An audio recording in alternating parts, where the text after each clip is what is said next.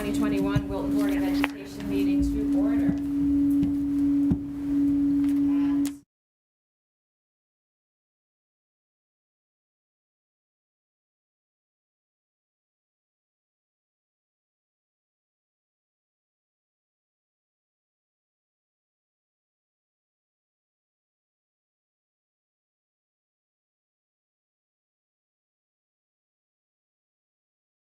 Do we need a motion for that after we approve the agenda?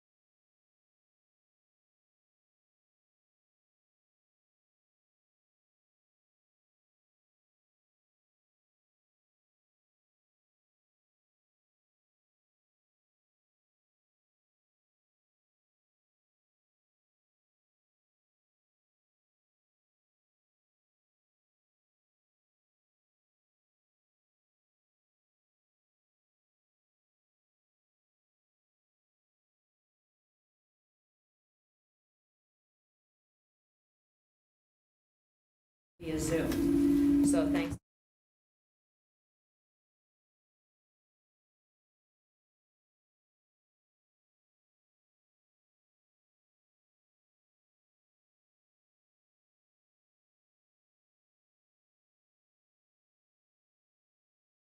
So thanks to everyone who participated. And Chuck, thank you for your leadership throughout all the presentations.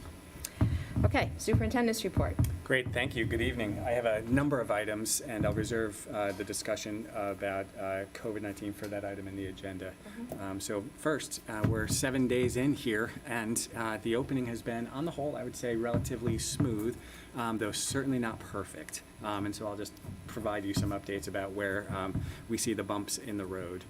But first, we always like to celebrate, and I think the celebration for all of us continues to be that we are meeting and greeting our students in person in their classrooms, and consequently, there's just, an incredible amount of positive energy and joy, permeating all of our school buildings. And so, we continue to focus on that and focus on our kids and, support our teachers as they work with their students to form their classroom communities and dive into the curriculum. So that in and of itself is a celebration. The start has not been without hiccups, and there are two areas of ongoing concern, at least two areas of ongoing concern. The first is with traffic and the buses, both in the morning and the afternoon, especially at Cider Mill and Middlebrook. And then the second is about some food shortage options, mostly at the high school cafeteria, so I'll walk you through those. So first, with respect to pickup and drop-off, the buses have been delayed, almost daily since school started. So the sounds good.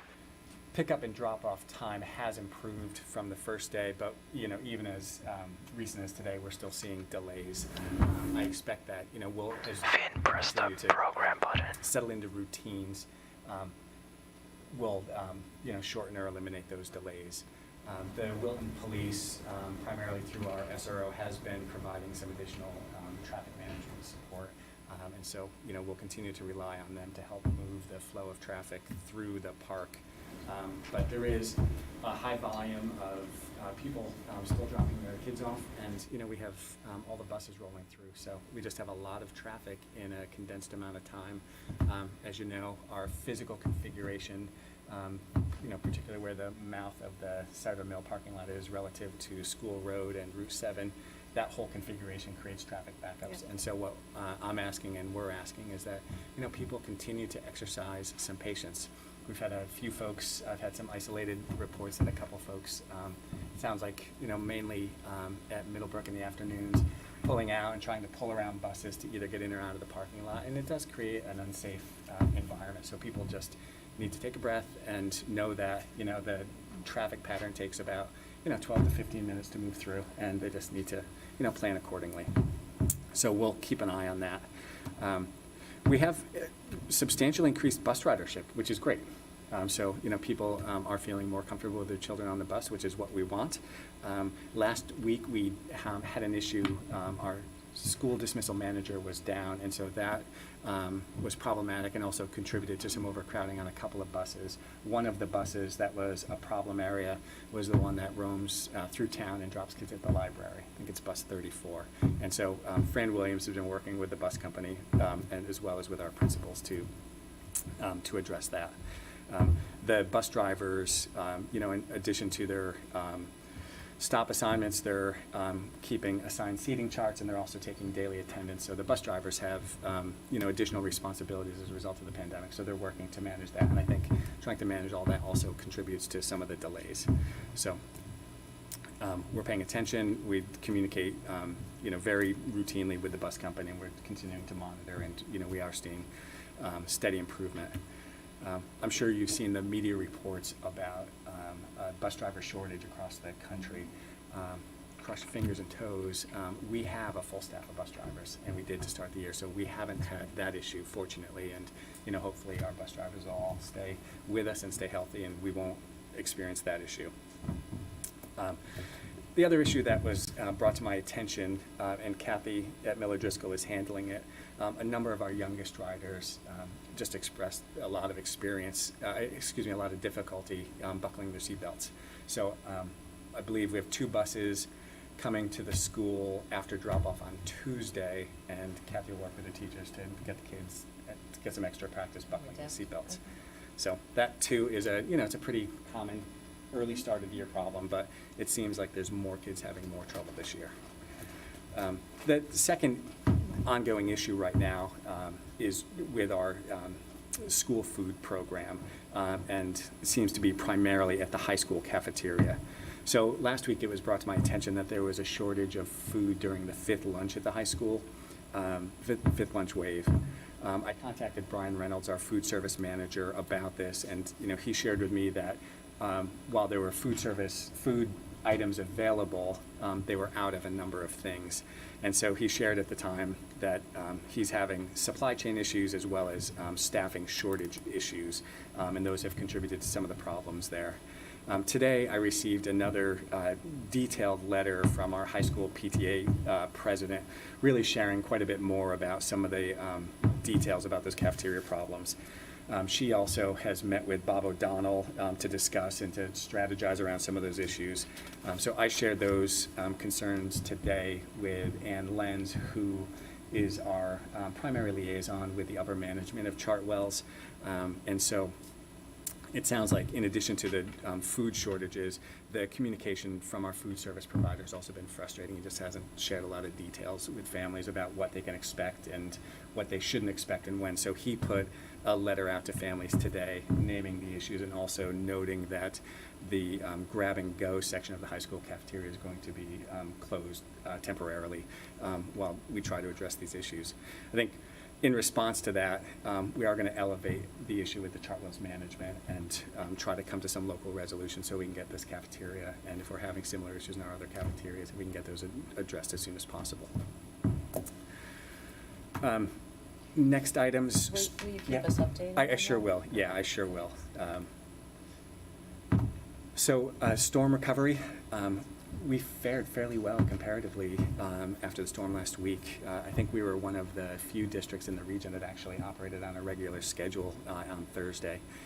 Each of our buildings did have some water intrusion in isolated areas, so there was water in the cafeteria at Cider Mill, in one lower section of Cider Mill. There was some here on the 3rd floor in this building, a couple of spots in each of the other schools. Our custodial staff and maintenance staff managed it pretty effectively, and so the major issue for us was the flooding of the turf fields. And so if you saw some of Lynn Vanderslice's communication, you know that on both fields, the underlayer, the infill, was washed away. And so as of yesterday, Lily was deemed to be safe and playable. So I know they have to do some infill restoration there, but the field can be used. The stadium turf, there's a team there now. Lynn brought a team together. And so it sounds to me, she just put a note out, it sounds to me like there's maybe a 4-week timeline for complete restoration. So they're working in stages, first to clean up and remove debris, and then, once that's done, there'll be a plan and a process in place to restore the infill.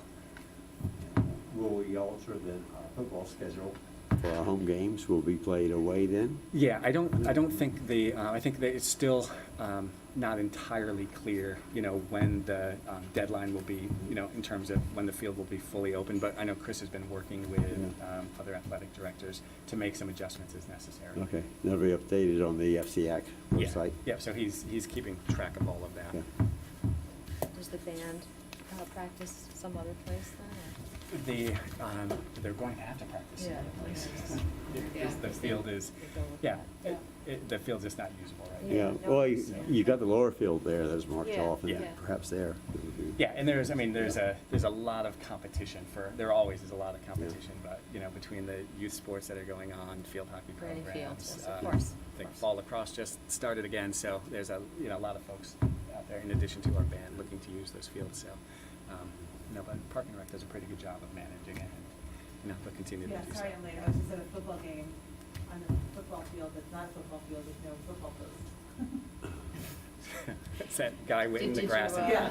Yeah. Do you have to hold up like? We were flag? suggesting the moms stand there. Great. Yeah. Yeah, so again, I think Let's just hope to summarize, on the whole, But it's kids are in repairable. classrooms. The field's repairable for sure. And things the are- track, is that the same? Same, yep, so there's a team there, I think they were there today, also they're using some specialized equipment to remove the mud debris, but that's all in process. Kevin, does that fall under the town or does that fall under schools? It's the town, The town. yeah, and certainly, we partner with them in any way we can. Yep. Provide whatever support they need. That's it. Okay. Committee reports. Teaching and learning? Then next week, we have one. Okay. Same as that for us. Same with policy.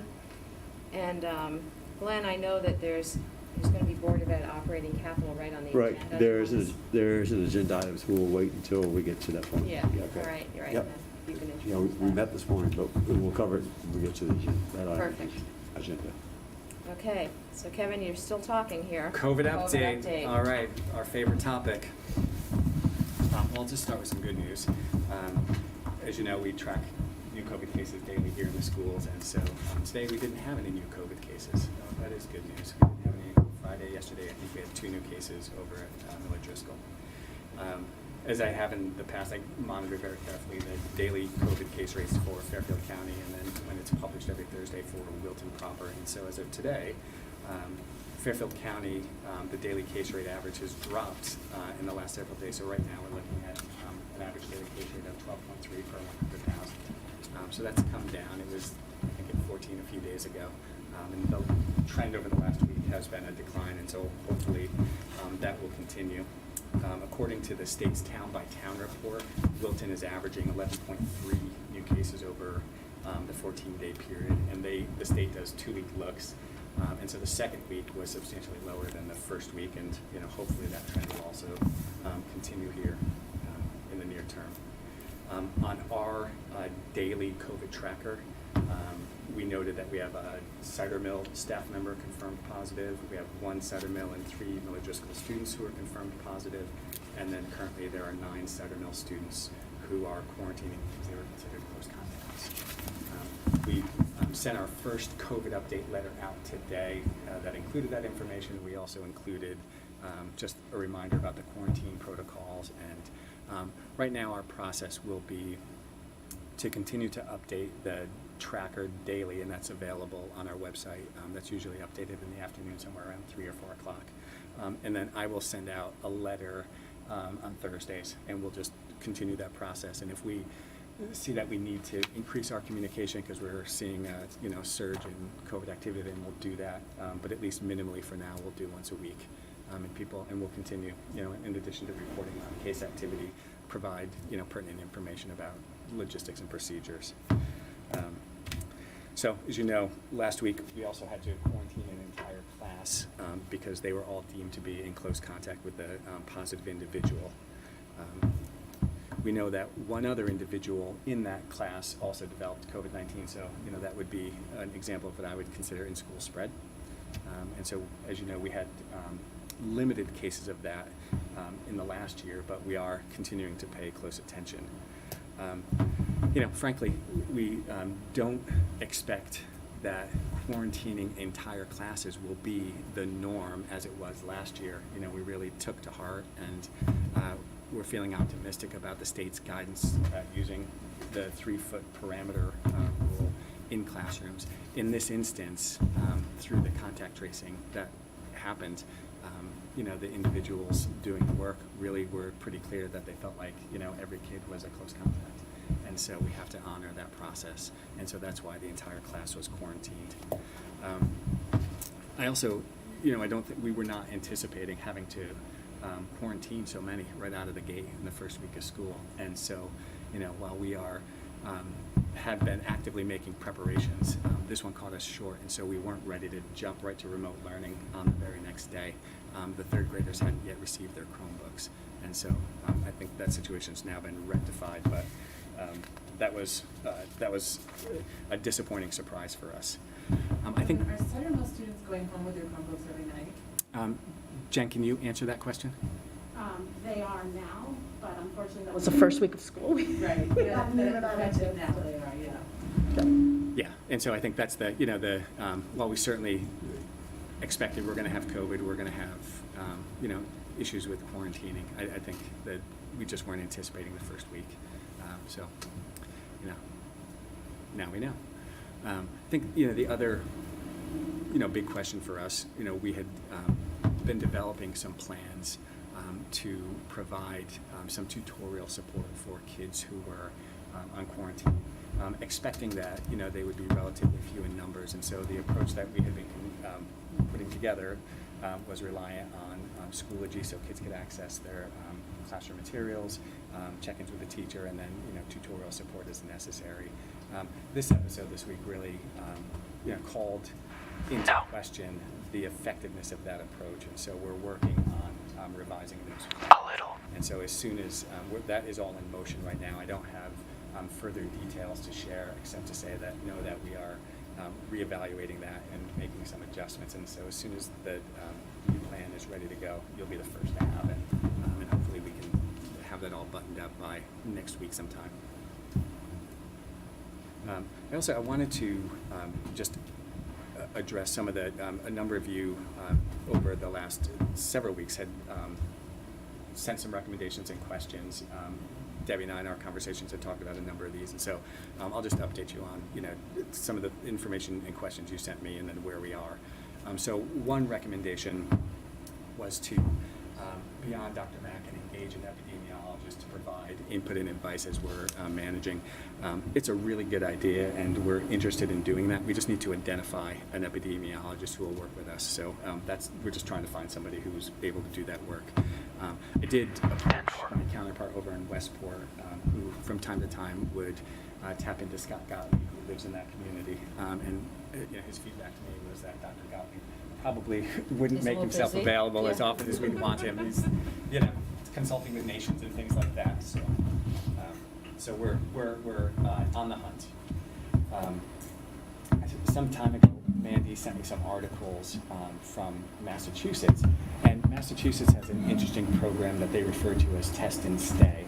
And so, in essence, what that program entails is if a group of kids are exposed and asymptomatic, they can stay in school if they take rapid antigen tests for 5 days in the first 5 days after exposure, and those tests are negative. And so we spoke about it. I think Debbie passed the question along to folks at the Department of Public Health.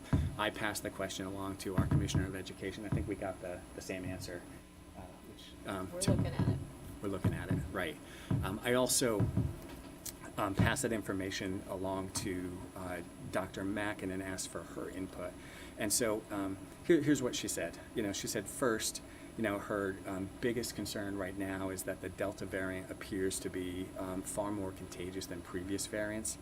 and that may make children better spreaders of the Delta variant. So her recommendation was to take a wait-and-see approach and continue to assess how our how well our current mitigation strategies are working to prevent spread.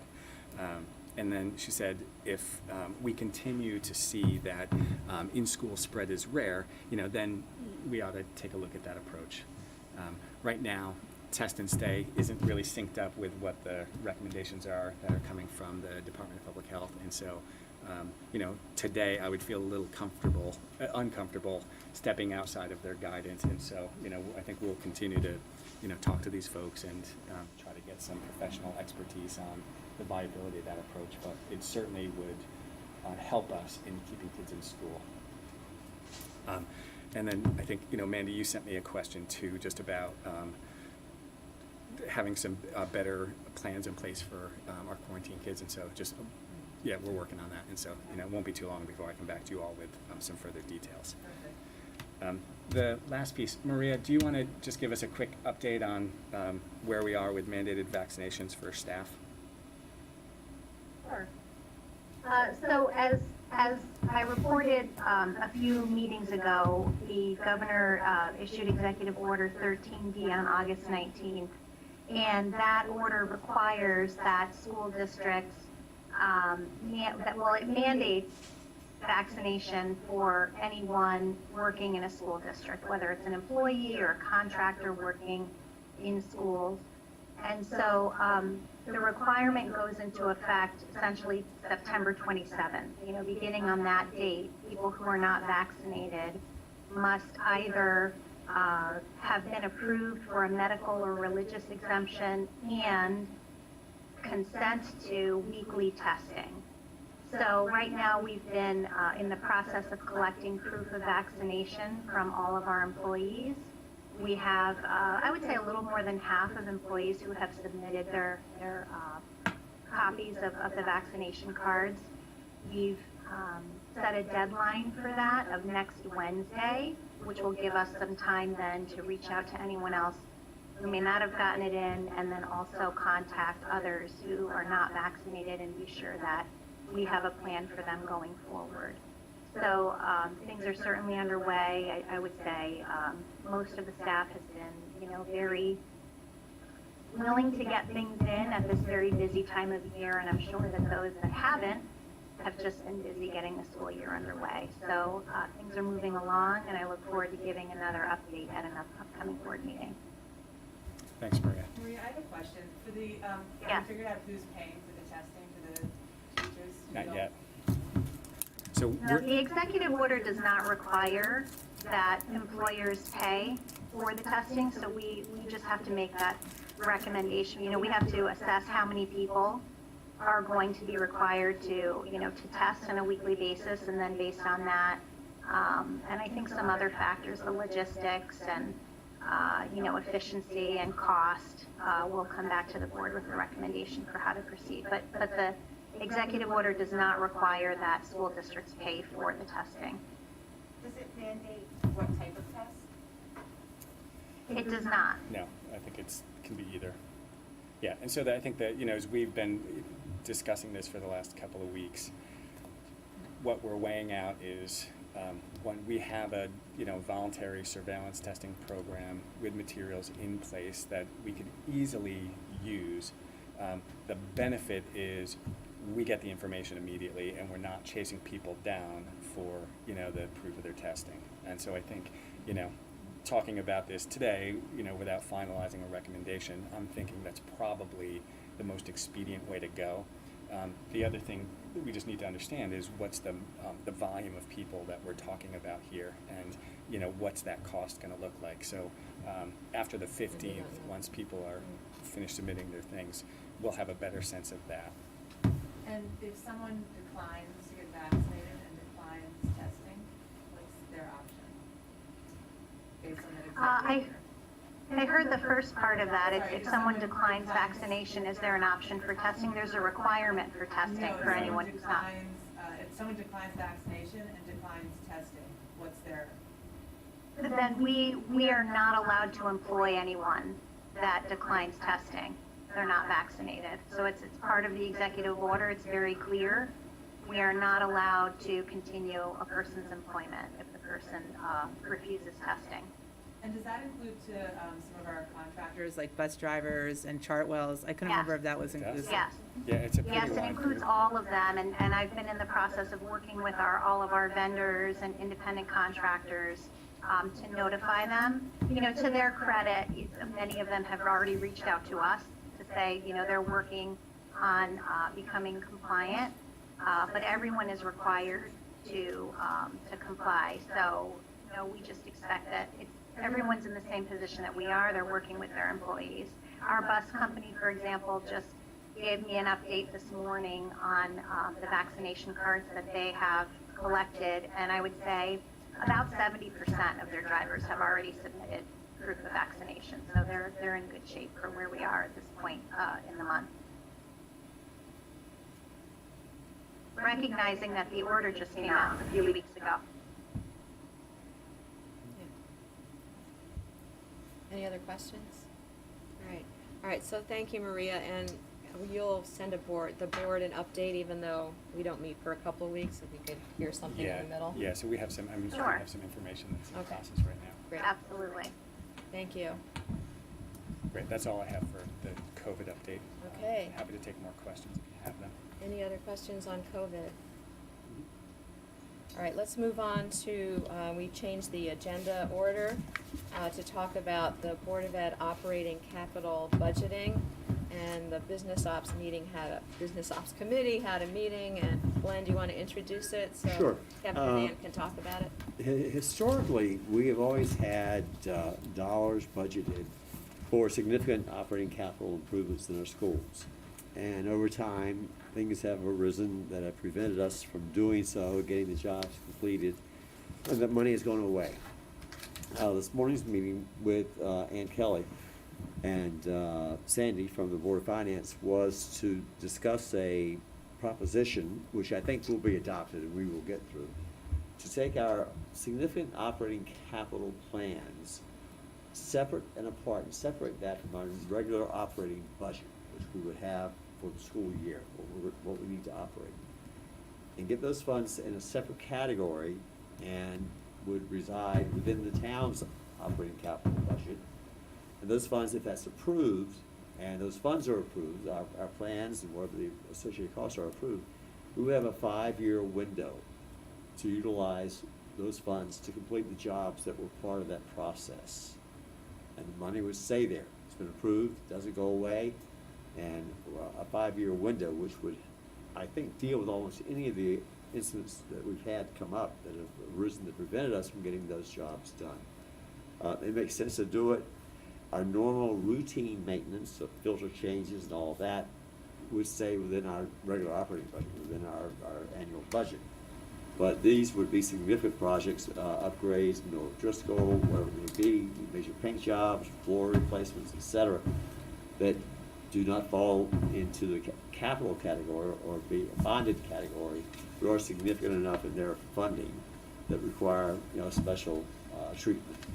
And it makes all the sense in the world to do it. The town does it in their budgets, and we should, in fact, do it in our budget. And I think the Board of Finance will understand and see the value in doing this for us. The point being that we cannot and should not defer maintenance and significant improvements in our facilities as we've done historically, which have ended up costing us more in the long run than it would be had we done it as we're scheduled, as the needs arose. So that's where that was the primary topic of our discussion. It'll come up before the Board of Finance meeting coming up next week, or this Thursday, next week, I guess, in their meeting. And I think it will get approved. We'll get the okay to present. But I mean, the school year should start, and already we're starting our budget planning for next year. It's crazy. I mean, we just began, and we're beginning to think about what do we need to do in preparation for our upcoming budget. In a nutshell, that's pretty much it. Yeah, and just a couple of other kind of operational details. When we were talking with the committee this morning, we just, as Glenn noted, you may recall the 5-year operating capital plan that Jose Figueroa developed and we shared back in the springtime in anticipation of the budget adoption. And so on that plan are projects like, addressing the Elevator at ceiling Middlebrook. tiles. Yeah, elevators, ceiling tiles, lighting, flooring at Middlebrook, major painting project, same for the high school. And so those would be the kinds of things that we'd be looking to fund through this designated operating capital line. And, it makes sense, I think, because by state statute, Board of Education operating budget is an annual appropriation, and at the end of the year, you don't get to carry it over. But with this separate line, as Glenn described, if you don't complete a project in a given fiscal year, you do have the mechanism to continue the project and access those funds for further years. Yeah, the funds live for 5 years. Right. In that plan. Yeah, so I think in contemplating the change, and then trying to help people understand, year over year budget differences, we'd have to point out that, whatever funds we would propose for the separate line, it previously in previous budgets, had been contained in our operating budget. So when we're talking about a total proposed expenditure, I just think for the sake of transparency, we'd have to present the total spend. And then functionally, I would make the presentation here recommendation. You would vote to revise or approve, and then as it has in the past, our Board of Ed operating budget goes to the Board of Finance. I think this capital operating line actually falls in the selectmen budget, so the selectmen would also have to vote to approve it, and then both of those would go to the Board of Finance. And upon approval, upon passage at the town meeting, then the Board of Ed would control how the funds are spent. So there's kind of that additional board that would then get to weigh in on it. Where are the funds coming from? Well, it's part of whatever Yeah. our requirements. I mean, It's a budget. It's just, Budget so it's request. moving the budget line out of the Board of Ed operating budget and designating it into a separate line. But at the end of the day, it's, proposed taxpayer funds. So would it, at the end of the day, it's coming from the same Same, person. the same. Yeah. It's the same place. But it's it not just- part of the school budget? It It's just part of gives the us, town Yeah. budget? it just gives us 5 years to use it? Is Yeah. that kind of the benefit of Yeah, exactly. That is. the system? Yeah. And full, control of using it. Yeah, and control, right. Right, Yeah, it's still it's a Board of Ed account. yeah.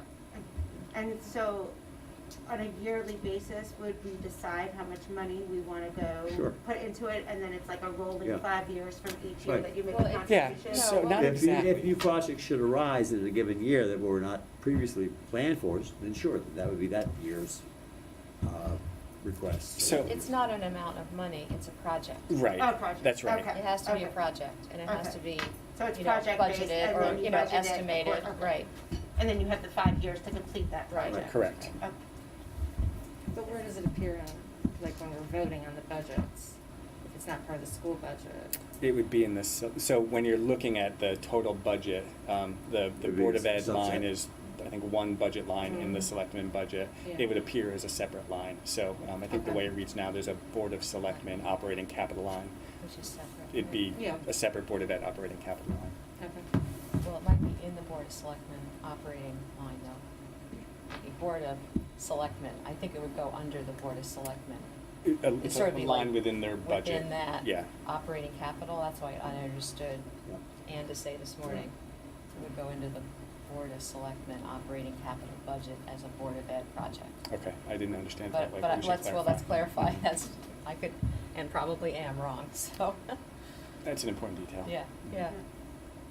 Right. So the consensus of the committee this morning was that this would be a beneficial move, and so we want Yeah, to present it yeah. now. We'll invite you to deliberate a little bit, and then at some point I think we'll recommend Yeah, a motion there's nothing to decide tonight. Right. It's more conceptual, Yeah. because it will be discussed At at Board of an Finance. upcoming Board of Finance meeting, probably next week.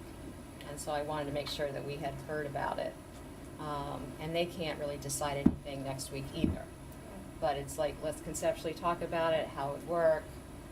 Are they two separate lines? Is it the Board of Selectmen operating? All those details need to be worked out, so it's clear. And then we can talk about it again before it. The town itself has It's the changed. structure. And what's the pro of doing this? It gives us time, in the event that there Time. should be, Yeah. gives us the time. Got to it. Complete projects. Got it. Okay. I just wanted to make sure that was the only, Yeah, no, that's really the only reason. Which you is a think, good reason, but- We operate on a limited schedule. We have typically only, in many cases, only the summer to complete work. When schools are closed, Yeah. major work's been done. So we have a limited time frame, and if things come up that we can't complete, then annually, that money would go away. Mhm. We have to go back next year and ask for it again. so it's just earmarking the money over time. It's earmarking, and it gives us the time to really complete projects that we, the significant projects that we have. And to me, it would seem like it would highlight it better for the public. Yeah. So it doesn't get conflated with an operating budget and what Mhm. you normally do every year.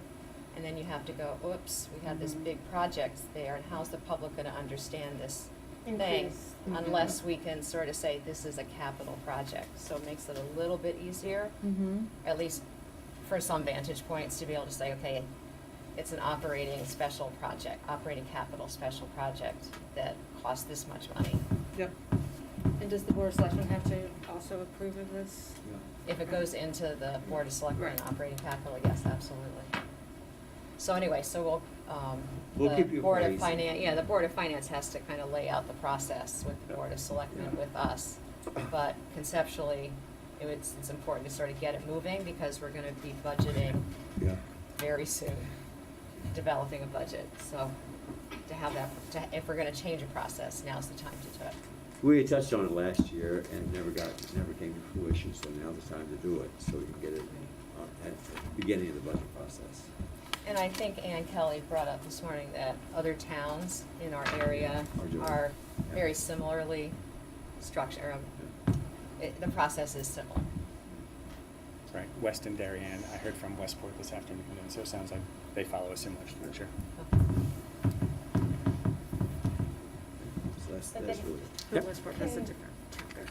Ostensibly though, then if we say, this is the project, then we wanna put this money aside and this account for the project, they have to approve that so they could say That's, no. that's my understanding, And yes. then, Mhm. but if that money had stayed with us the way it was previously, they could raise or lower what our overall budget is, but there's no particular line item that could be Correct. deleted, correct? That's right. Mhm. Well, when things are bonded, the Board of Selectmen have to approve them as well, even If it's a bonded project. Yes, yeah, okay. Yep. Yeah, it's putting it in the same sort of process. The categories It of is, it it. absolutely Yeah, is doing okay. that, yep. Okay. So think about it, think of your questions, listen to the Board of Finance meeting, and then we'll bring it back for further discussion. Yeah, Did we miss anything? I think those are the major points. Okay, all right, thank you. Next item is Acceleration Framework Workshop, a debrief. Okay, Dr. Smith. try my best to talk without my glasses flying out. I will try it without it. So as Debbie mentioned at the beginning of the meeting, we spent some time together last week in a board workshop talking about unfinished learning. And we began by talking about how different last year was from a typical year and how those differences really impacted, instructional time first, and then the instructional methods that were used, and how those in turn impacted student learning. And we saw specifically that although students made learning gains last year in reading and math, their rate of academic growth was lower than in a typical year. And we saw that math was impacted more than reading, and that grades 3, 4, and 5 were impacted to a greater degree than the other grade levels. And that closely reflected what was happening nationally. We then discussed, in terms of how we were going to address unfinished learning, we talked about the acceleration framework, which involves, making sure that students have access to grade level work, that we're prioritizing the curriculum, the concepts and skills kids need to learn, We're providing them with the appropriate supports or scaffolds that they need to be successful. And that teachers are engaging in responsive lesson planning, responsive teaching, which means that they're consistently monitoring student performance on an ongoing basis and then adjusting instruction accordingly to make sure that students are mastering the curriculum. And most importantly, that we're addressing the social emotional needs of our students, primarily by making sure that we are attending to their feelings of self-efficacy.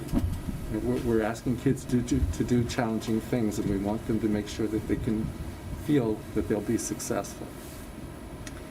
And then finally, we talked about the things that we're going to do as a district to support that work.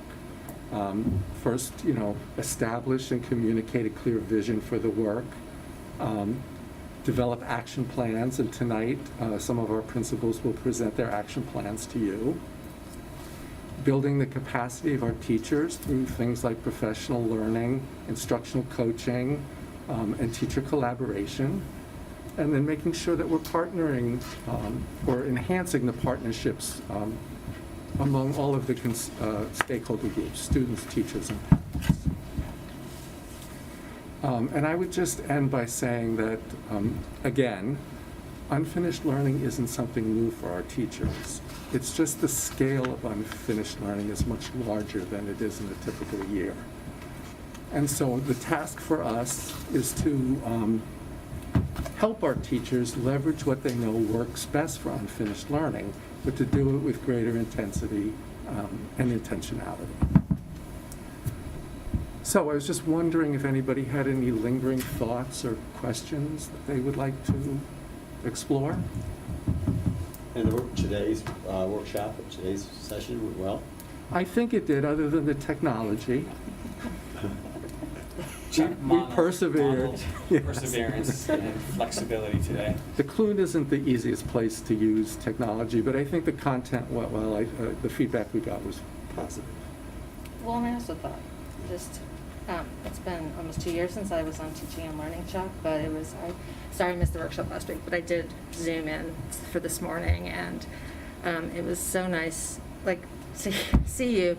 And also when the technology wasn't working, Chuck's like, I'm going to answer some questions, which of course, for me as a board member, I was interested in what the parents were asking and things like that. You did it really well. But it was so clear, and I'm just so fortunate that you're here. Oh, thank you. Of course. But because I felt like, as I said, it's been almost 2 years since I've listened to Chuck, and it's almost like all the work you were doing before the pandemic was almost like as if you knew this might happen. I mean, just your language and the way you explain things I felt very comfortable. I hope parents probably have so much emotional tied into it, and it's probably hard for them to understand what you're saying. But the whole thing with scaffolding and the cartoon, really helpful, for Good. those of us who like Good. visual things.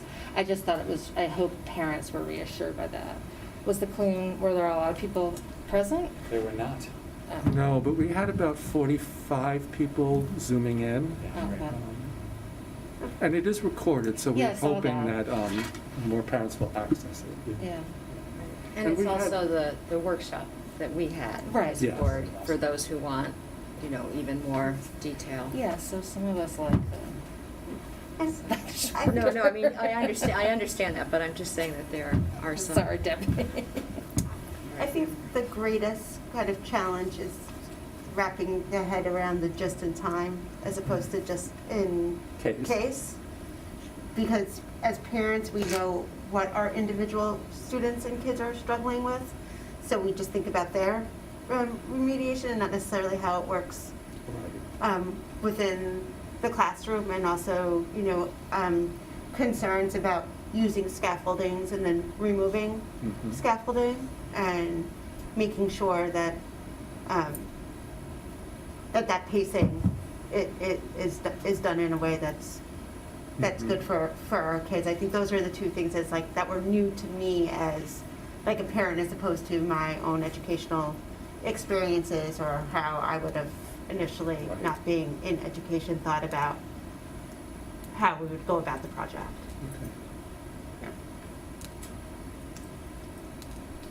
Okay. I think I said it at the beginning of the meeting, I think there's nothing we're going to do this year that's more important than how we approach the academics this year. You know, to me, it seems like we are at a crossroads along with the whole country. It's like, how are you going to take this problem and help the kids move forward? And they did move forward some, but not their usual rate. So how do you do it in a way that doesn't overwhelm students, that doesn't try to reteach every little detail from last year, that gets them at grade level moving forward in a productive way? And that is much easier said than done. I think that there are going to be some challenges along the way. I think it's going to turn into a balancing act sometimes, but to me, the most important thing is that it's a team effort, that the families understand how this is what we're trying to do, and that the teachers get the resources they need to do it, and that we understand that it's not just going to be smooth and, you know, no hiccups. I think that would be unrealistic. But I think if we keep our eye on the goal and the focus for this whole work, that it's just crucial. So the more people that can either see those presentations or talk to their principals or go to PTA meetings or, you know, ask to meet with you or whatever it takes, because it is a slightly different way of doing things. Might even be a really different way of doing things. I don't know what scale of difference to put it on, but there's nothing more critical, and I just we've got to do this right. Yes. And I think we're in great hands, and I think we have a good plan, but it's new. It's not done a whole lot. Am I right? This approach? You know, I think it is the approach that we've always used with unfinished learning. I think the difference is that the pandemic, like so many other things, has kind of crystallized things for people. Okay. And I just think it's a more coherent and clear approach than we've taken before. We've done all of the components, but we haven't seen the interconnections between them and how one flows to the other. So that kind of crystallized that for us. And I think teachers need to and parents need to be, we're going to, you know, it's like with kids, you have to constantly revisit it so that people understand, because understanding doesn't come quickly, right? It's developed over time. So. No, but if we have a fairly linear viewpoint of one skill building on another, and you can't do B until you do A, that assumption is getting a little bit upended. Yes, For it a good is. cause and a good reason. Yes. But I think people need to understand it and not go, well, he doesn't understand A perfectly, so you're missing something for my kid. And I understand that impulse to say that. Yes. So that's the team understanding Yes. and clarity and emphasis that I think is really important. That you can do B with some help. You don't need to go all through A again. Exactly. And You that articulated was, I that mean, well. to me, I've heard it 3 times now, and I'm still going, what?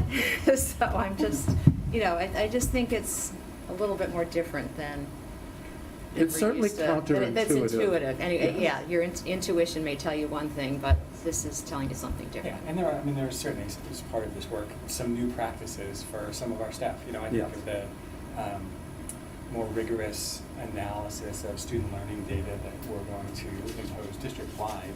Okay. While they're not new practices, and in some places they're stronger than others across our district, but, you know, we're really looking for a higher level of fidelity in every building. And so I think that some of that work and some of those routines will be new, and they'll certainly, you know, strongly serve the instructional response in classrooms.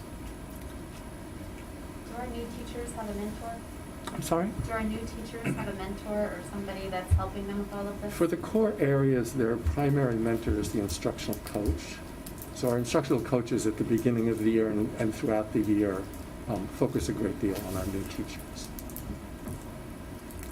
You know, for the other areas, they have instructional leaders who act as mentors. And you know, I think there's a lot of informal mentoring going on. You know, But I'm we have a hoping fairly strong professional culture here in Wilton, and I think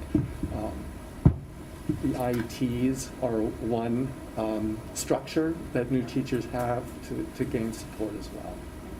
there's a lot of teachers and not a lot of IEPs or coaches, or Yes. there's a lot of pressure on those few people to Yeah. It'd be nice to spread that. And I think maybe I mentioned this before, that was one of the things we needed to work through with the coaches, because we're now asking them to support the accelerated learning framework, and their biggest concern was, well, what about my new teachers? So we just needed to work through how you can do both, and how we can maybe, there may be more teachers in one grade level than another grade level, so maybe a coach that works primarily with another grade level could help you so that you could attend more to the new teachers. So we're having those discussions.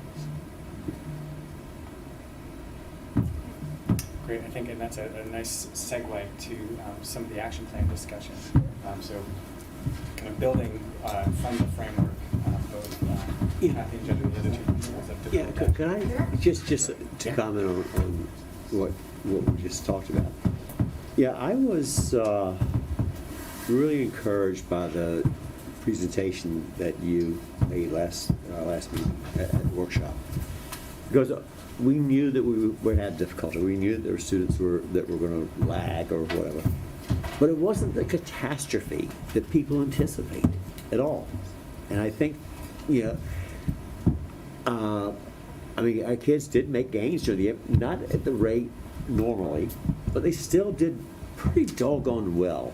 And I think that's a testament to our teachers last year. I mean, we had a lot of struggles last year with schools units. I think our teachers did a pretty remarkable job last year. I would agree. Okay, and I think and it's a credit to them that our students did as well as they did during that year.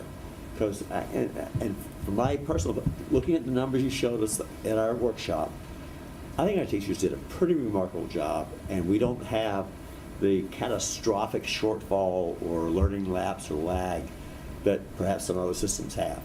Okay, I mean, we've got the ability with our teaching staff to get caught up. It's going to take some work, but to get back on track pretty well, I think. Okay, and I just think our teachers did a hell of a job last year, in spite of all the difficulties they had, learning whatever it may be, because it shows in the numbers. Yeah. I think everybody did a remarkable job. I think parents did. Yeah, no, Kids absolutely. did, and our teachers No, did. Absolutely. So we've got some difficulties, we've got some things that we need to work on, but it isn't the end of the world at all. And with the staff we have, we'll get there. It'll happen. I have every confidence in the world that we're going to be back on track in not short order, but in relatively given amount of time. We'll be there. And our kids will be there. My new motto for this year, and you've heard it, is we can do hard things. We've done hard things, Yeah. and we can continue. Oh, after last year? Yeah, absolutely. I think our teachers did a great job last year, all things considered. I really do. And that was really compelling, when you say that, we can do hard things, because there are probably some schools that are now like, oh my God, what are we going to do, and are wringing their hands, whereas, the Walton schools did a great job last year, all of you. We'll get there. We'll get it done. But now it's not even, it's just, let's keep going, and we're going to do what we do, and what we were doing before the pandemic, and what we did during the pandemic, and, We'll get it done. and kids No are doubt. resilient. I love that. Thank you so much. I mean, I also think of all the social emotional learning work we did before the pandemic, and it's all, to good cause, right? Yeah. I'm sure a lot of people raise their, eyebrows over that one, but I sit there and think, we've invested in our teachers, we support the teachers, and no, they are remarkable. Yeah, we'll get it done. Yeah. I have no doubt. Okay. Great segue. Thank you. So we'll call this the where the rubber's going to meet the road portion of our entertainment this evening is our Miller Driscoll principal, Mrs. Kuhn, who's always a delight, and she's followed by Dr. Falcone. So are you comfortable there? If this is okay, if you can hear me okay? Everybody Is that can okay? you? All right. So I'm excited to present tonight. I'm excited to not only present the plan that has already been shared with you, but to also talk to you about the process that we went through to build the plan. So this year, our motto at Miller Driscoll is focusing on access with the scaffolds needed so kids meet with success. That was something that stuck out to me when we had our leadership retreat this summer, and Isabel Stevenson came to talk to us. But access to grade level standards with, again, the scaffolds that you need to be successful. So that really kind of guided a lot of the work we did putting this plan together. And so before we even go into the plan, I'm going to tell you that in the summer we met with our leadership team, and we talked a lot about the things we were doing before COVID. So Laura, I love what you said about you haven't been here for 2 years, but when you think about what Chuck presented, it's the continuation of a lot of work that we were already doing. So at that meeting, we talked about, again, we called it Life Before COVID. We talked about the Acceleration for Learning framework, and we connected it to the things that we were doing before COVID. We also reviewed a joint statement on culturally diverse or culturally responsive education that was put out by the State Department of Education. If you haven't read it, you should read it. And then we modified our theories of action, and then we looked at drafting the plan. We drafted the plan, and then at our first faculty meeting last week on September 1st, third day into school, we shared the draft of the plan with our entire faculty and got their feedback. But again, with them, before school started, we connected Life Before COVID to this accelerated framework, and again, did workshops on what were we doing before COVID. And I'm just going to hold this up. You won't be able to see it, but you'll see what's written on it. So we took that accelerating learning framework, and in small groups, teachers wrote down things that we were already doing that connect to each of these 5 buckets. So you can just see the amount of writing that's already on here, so that teachers don't think, again, this isn't all brand new. There's room for improvement, but we're connecting it to what we did before. And several things that we did before, like learning targets, which we were doing before COVID at Miller Driscoll, connect to almost every single bucket. So that was nice that people saw that. So based on all of that work, we also got feedback from our staff on the SIP plan. So we asked staff to meet in small groups and give us feedback on what looks good to you. What suggestions might you have for changing the plan? Because when it's presented to them, they know it's the draft. And then the third question was, where do you see yourself in this plan, and how will you contribute to the achievement of the plan? So I hope with all of that background, you see that at Miller Driscoll, and you'll see it with all the other schools, these are living, breathing documents. So it's not just like, I sit in a room with my administrators, because my leadership team are team leaders, instructional leaders, representatives from all of the different stakeholder groups for the certified staff. So I hope that you see it's a living, breathing document, and everybody had input. So we rewrote our theories of action, so you can see them. My time's up. Sorry. All right, any questions? That was great. Okay, so our theories of action, I did type this out in big print, but I'll read it to you. Staff will connect with students and collaborate with colleagues to engage students in grade level work using an acceleration framework with a focus on responsive lesson planning and developing student self-efficacy to increase growth and achievement for all. That's the first one. All faculty, students, and families will engage as partners in a positive, playful, and inclusive environment where we will grow and sustain equitable and welcoming learning communities in which all students feel valued, respected, and safe to learn and grow, which we took right from that joint statement. You'll see underneath that are essential questions which focus on collective ownership and shared leadership, creating global citizens who appreciate diversity, and then an environment, again, where we develop that student self-efficacy. If you go down, you'll see our goals for our action plan, again, around achievement for all. At first, we looked at just having goals around a level of achievement, which we've had in the past. So a certain percentage of second grade students will score above the 60th percentile on the map. The feedback from leadership and the faculty was, we also wanted to look at the growth for students who are either in intervention or in special education.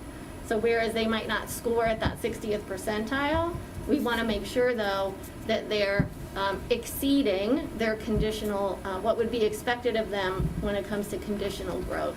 So we haven't yet set that target because we want to see where those kiddos are on the first map that we're taking, next week.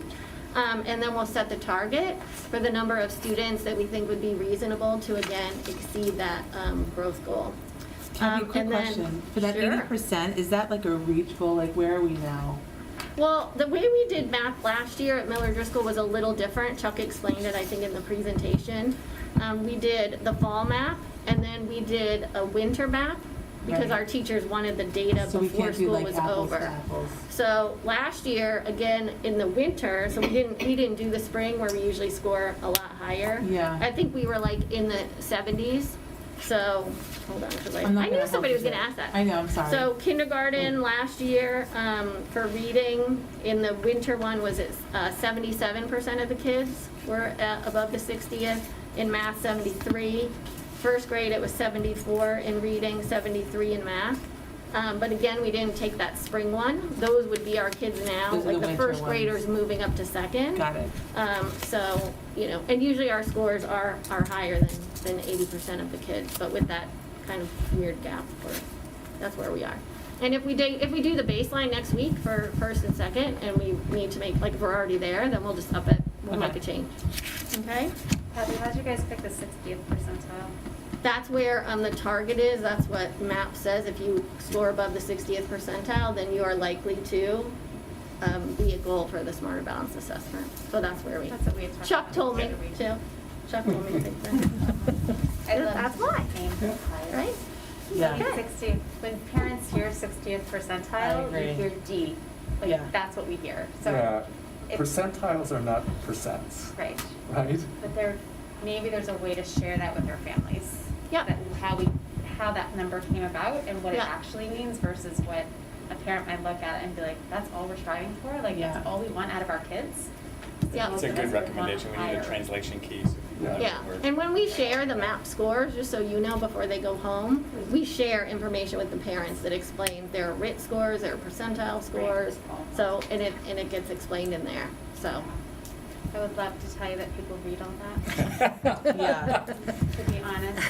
yeah. Maybe we could just highlight what that 60th percentile truly Yeah. means. What In we a want separate- is we want 80% of our kids at the 60th percentile, which Yeah. means 80% of our kids would be at grade level. Yeah. That's basically what that means. Right. It's just I understand. swallowing that as a parent is Yeah. not where we would want our kids to be, I think. Yeah. 99 sounds so much better. Maybe we could start for the middle. My kids are only way above grade level. Okay, I'll Sorry, keep going. go ahead. That's okay. So our goal number 2 is around culturally responsive instruction, and our goal number 3 is around that family-school partnership. So our 3 areas of focus, if you look through the plan, the big buckets for the action plan steps are the accelerated learning framework, family-school partnerships, and then the equity and inclusion and culturally responsive education. And as you listen to us, the 4 principles across multiple nights, I think you'll see very similar buckets across all of our plans. So just a couple of highlights for you, and then I'll take questions if you have them. But under the accelerated learning framework, one of the biggest things that we worked on over the summer was something called a data workbook. So it's being able to take classroom assessments and make them, easily accessible to the people who need to use them, and compile them in a way that when you go to an instructional effectiveness team, for example, the teachers go, they have that data that they can then analyze to do the responsive lesson planning. So we worked with Karen Brennicke, and I know she worked with Matthew Hepfer, but we now have data workbooks that, again, each teacher has. It aligns with the assessment calendar, what they use for progress reporting, but all of it aligns, and the administrators have access to every single teacher's data workbook. So they were introduced to that yesterday, and again, very excited that that's all done for them. They all kind of made their own spreadsheets and things for a while, and then we had district spreadsheets, but this is now all in one place, and the district then pulls from that also what they need for district planning. So the goal of that is to just have teachers see the data is for you to then make instructional decisions about your students. We're going to resume the 2 times 45 minutes for IETs, so again, a lot of this work will be done there. We're also looking at student-centered coaching cycles within the first trimester in the area of phonics and phonemic awareness. The majority of the students at Miller Driscoll who go into intervention go there for decoding fluency or phonemic awareness. So our ELA coaches are doing a coaching cycle with every single teacher K-2 within the first trimester. So go them, because it's a lot of work, but we're super excited about it. We're also taking our part-time interventionists that were hired with the COVID money and also aligning them based on the information we get in the data workbook. So that's helpful as well. We have teachers observing other teachers, and then we're also utilizing the observable checklist, which is a behavioral checklist, but it still goes under that accelerating learning, because we got to have kids on track socially, emotionally, and behaviorally to make sure that then they can access those academics. The next big bucket is the family school partnership bucket, and so we're using the national standards for family school partnerships, also given to me by Dr. Chuck Smith. And we'll review that. We're reviewing that with the PTA presidents and doing kind of a little self-assessment to see where are we on different aspects of that plan, and then creating an action plan with them to work on throughout the year. And then our administrative team is working on a parent workshop series. So Jen, like you said, one might be around, the MAP testing, because we realize we have a lot of new parents coming in, right? So they, their kids have never taken the MAP before, but maybe doing that in a way that, again, is a little more parent friendly, and as opposed to written percentile and all that stuff. And we had one a few years ago where parents actually took like a little practice test when they came in. So that was also super fun. And then last but not least is equity and inclusion and culturally responsive teaching. What we do on our end at Miller Driscoll is a lot around multicultural education. I know as you move up a continuum and as kids get older, it's much more culturally responsive teaching. But we really are doing some multicultural education. So we're looking at resending our parent survey, which was sent right before we went out on COVID, to engage parents in the classroom and to understand, again, their traditions, what they value, celebrations, special talents. And then we're looking for curriculum connections. So just like we connected with this framework, we want to look at taking some things we do already and looking for opportunities or entry points to infuse things that are more culturally diverse. There were some culturally diverse read-alouds that were identified over the summer, and so we're going to purchase some of those and incorporate those in the classroom. And then I know Karen Brennicke is budgeting more money for that even for next year. And then we're also going to create an action plan to look at some curriculum connections that we could do regarding religious diversity, which has been a little bit tricky for us. But I think, again, if we can look at where that fits in, second grade, for example, has a holiday unit in their social studies curriculum. So it's sort of like, well, there we go, that would fit in very nicely. Kindergarten does a lot around families and traditions, as does first grade. And so how can we weave those things in there? So. Would you share that? I'm curious about the survey. The parent survey? Yeah. Could you share that with us? Sure. Okay, thanks. It's the same one we did. Yeah, we did it 2 years ago. Like I said, we sent it out right before COVID, and I remember one of our faculty meetings right before we left on quarantine. The teachers were looking at the results and coming up with action plans. So we, a parent shared that, they were an occupational therapist and they were really great, or a physical therapist, they were really great at setting up obstacle courses. So it was sort of like, oh, well, so you can have that parent in to come and share that. Or again, people sharing about traditions and things. But I'll share it with you. Yeah, thank you. Sure. Kathy, I just have to say how much I love the playful, positive, and inclusive environment. You know we love playful, Mandy. I mean, listen, I'll sit here and start to cry about my memories of playful Miller Driscoll. So I think that's awesome you guys put that in, because I think it's so important to have the family partnership. Thanks. So I love that, but I also love these data workbooks that are being streamlined. Oh, you have no idea. That is like my jam. I love data. It's so nerdy, but I love it. I just love that it's streamlined and it's accessible and takes some of the behind-the-scenes work away from the teachers and being able to use it and access it. Is this something that's happening across all schools? Cider Mill for sure. Not sure about middle school, high school yet. Okay. Because it's different data by subject and content. Yeah, but just the idea that we're looking to accelerate and access more data and be real time Yeah. just the fact that this is uniform and accessible is tremendous, so. I did start a discussion with the high school, the high school instructional coaches, and they're going to take on a lot of the work of gathering, summarizing, and analyzing the data for the teachers so that they can. All right, and so I'll introduce Dr. Falcone. Cider Mill. Kathy, can I just have one question? Oh, sorry. I like everything that people have said, and it looks, the data is being highlighted and real time and all of that is great. Just in Chuck's presentation to us, he talked a lot about task design and also scaffolding. So I'm not sure where that is here. Like what is going to be actually going on with the kids? So are the tasks going to look different, or is it just doesn't come through here? I mean, I'm sure it's here, but I just didn't see it. Well, we talk about task design a lot, and we talk about how task predicts performance a lot. So it's sort of, if you want a student to work on math fluency, that's great. But if they spend all their time cutting out numbers and then don't have much time to work on their math fluency, that's not so great. So we're looking at it through that responsive lesson planning lens at this point in time. Okay. So given the fact that, this is a gigantic, framework, we're coming at it from the responsive lesson planning point. Okay, so it's all under that. Yep. All right, thank you. That answers my question.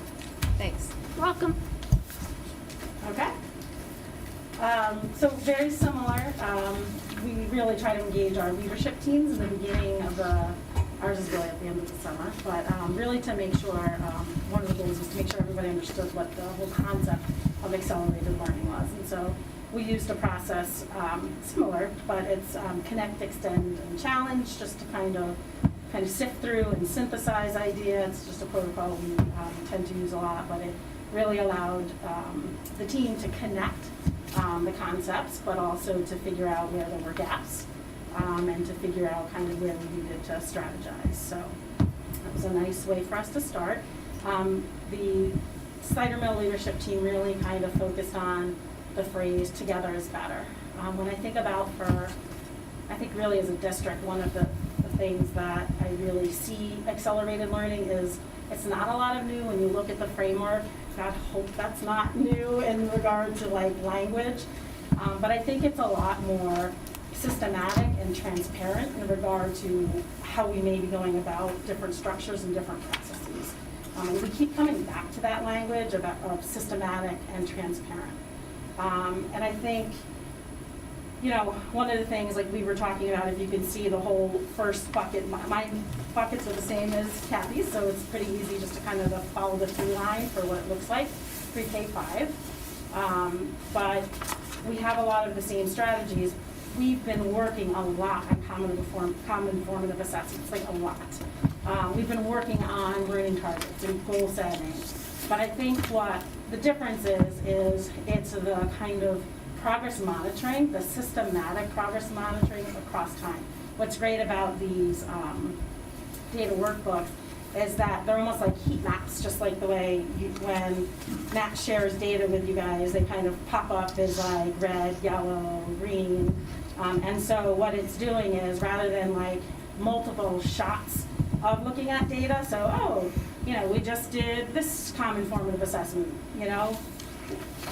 great. So that's a snapshot in time. What we're now doing is looking at the data and being able to heat map progress for any given student across time. And I think that's going to be a big shift for us.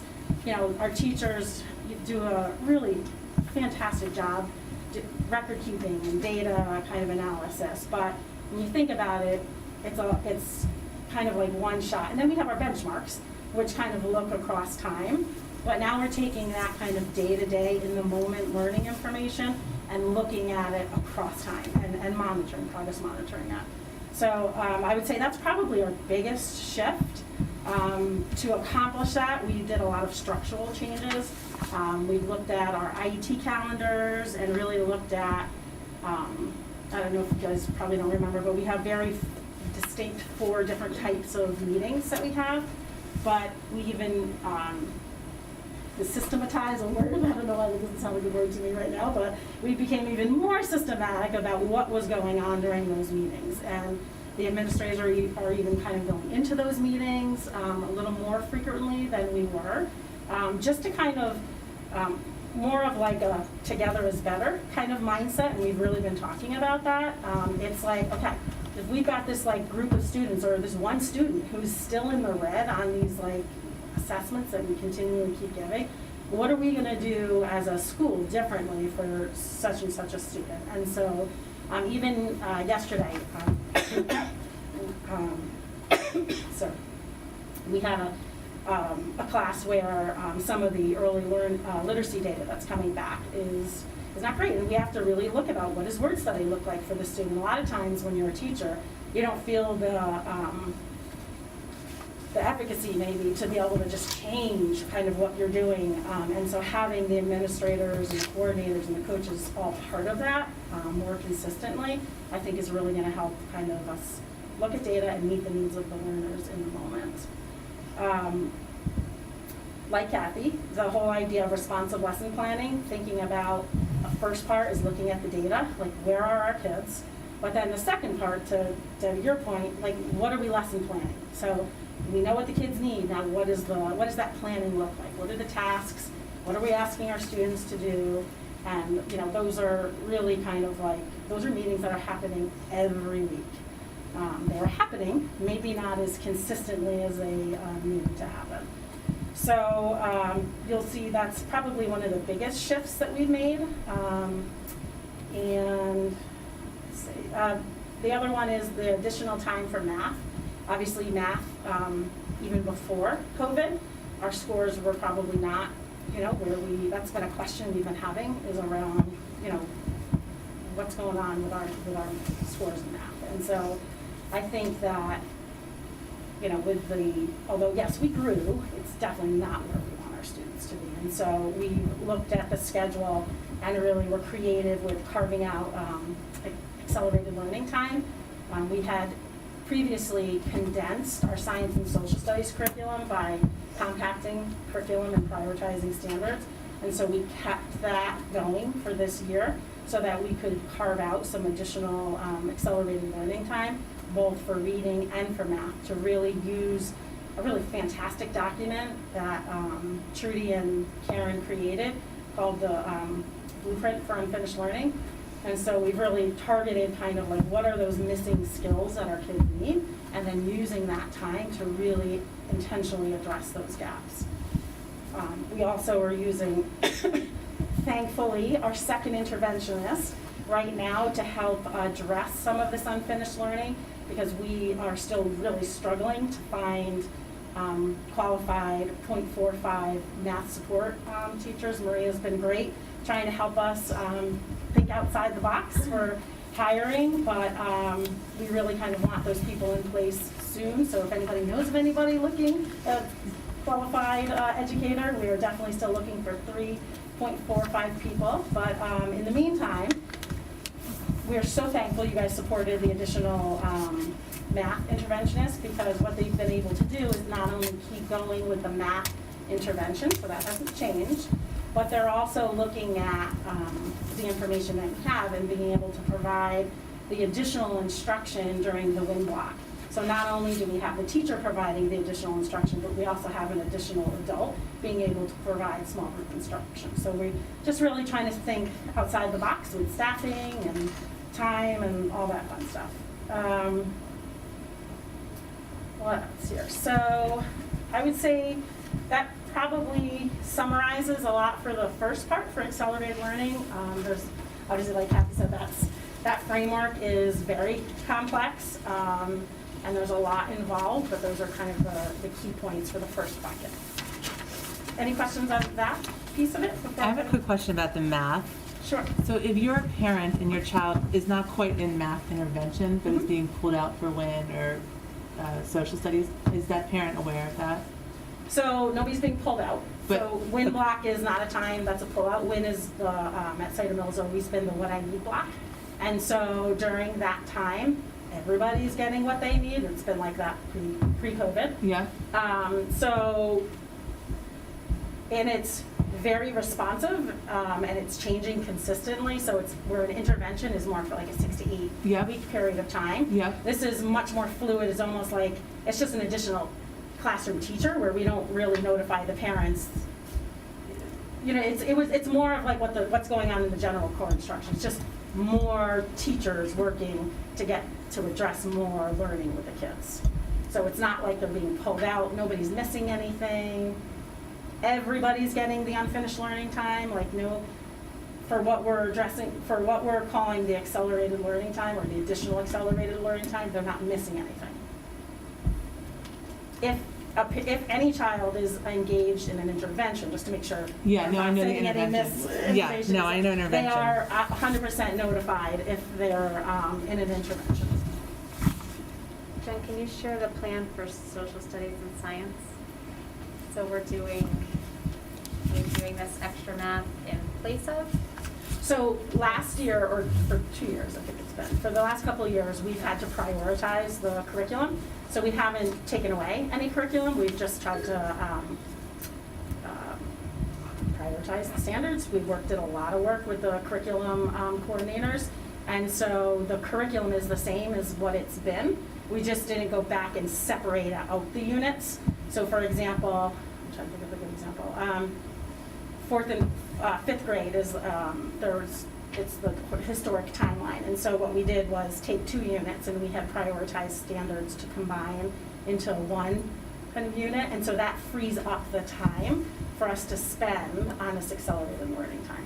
And it's a choice that we're making, right? And so I'm thankful that the coordinator had done that work for us to get through last year. And so we're capitalizing on that smart thinking to be able to now get the additional learning time. I don't know how you guys want to share that with parents, but the first question to me would be, why are we doing this instead of science and social studies? Why do they think that that's more important than science and social studies? And why are we not looking at it? Like, I'm just sharing. That's, I agree. if you guys can think of a way to kind of share that with the community, that kind of just what you just said, like, we're not teaching anything. Yeah, no. We're just kind of trying to prioritize right now. And Yeah, what we can do is reiterate kind of what we did last year even. It was a true prioritization of the key standards, and then we didn't actually cut any units, just to be clear. Yep. It's just the way that it reads right now. That's all. Sure. Yeah, I could even go back and look at the way it's worded, because it's definitely not what was done. Just write that down. Okay, any other questions for that part? All right. So for the second piece, we also are looking at the school and family partnerships, and unfortunately, COVID definitely continues to have a little bit of a provide a little bit of a challenging kind of rethinking outside the box for how to continue to grow those partnerships. And so actually I was thankful, Michelle Krupa and I were able to meet today. And we also had access to that lovely document that Dr. Smith shared with us. And at this moment in time, we're really looking at standards 1 and 2, which are welcoming families into the community and communication. And so the family engagement survey, we are doing the same survey that we did 2 years ago, and hopefully be able to use a lot of that information to involve our families a little bit more. But we're also trying to think about, last year we did a lot of parent and student kind of like art nights, like, on Zoom. And, you wouldn't have thought that that was going to be such a hit, but they were. And we also did the bake-off nights. I don't know if any of you guys participated in any of that, but the partnership that we had with our teachers and the PTA was really strong all the way through, and just trying to keep building on that as we go forward. One of the things we talked about today was a family charter night, like having Kim Zemo and some of our mental health staff kind of do like a little overview of what our classroom charters look like, and how that can kind of go into the household and maybe even do like a work session with families, so we're just trying to brainstorm how to still be involved as a school and family partnership, but obviously it's going to look a little bit different. Along the same lines, Trudy and Karen and the coaches and I have been thinking about, we've done the traditional curriculum nights many years now. If people don't know what reading workshop and what our math, the general kind of components of our math program looks like, we have bigger problems. So we really are trying to think about what can we do, like book studies, try to engage families into some learning together in more of a creative way where we're still kind of learning about our curriculum and our instructional pedagogy, but in more of a fashion where we can involve families. So we're looking forward to doing that. Any questions for that one? Okay. And for the last one, I just want to point out that I think that Chuck and Karen, I don't know who else worked on that diversity, the equity and diversity presentation that was done for the board, but that was a beautiful presentation. And I think that set a really important tone for this ongoing work that we're doing in our schools. And I think when you think about Cider Mill, it is a developmental kind of journey for our students, and we focus a lot on identity and community, right? And really thinking about kind of who we are as individuals, but within the context of a classroom community and a school community. And so in Chuck's presentation, they did a beautiful job really talking about the window and mirror books. We had a huge grant that we got right at the end of last year, and we bought some gorgeous picture books to get into the window and mirror books and created some read aloud structures for that to really support our teachers. We also have the SEL toolkit. I don't know if Kim Zemo has talked about that at all, but we refined the organization of that to include to really include culturally responsive activities, because rather than it being a separate thing, we really we believe that being safe and feeling included and feeling like your identity is part of a community and that it's meaningful, that belongs in the SEL kind of role. So I would say that Kim and a whole group of our teachers really worked hard this summer to kind of bring that into the toolkit. And then our teachers really spend a real emphasis on that in the beginning of the year to kind of set community, but use those experiences and activities kind of throughout the school year to keep building that community. What does the identity map consist of?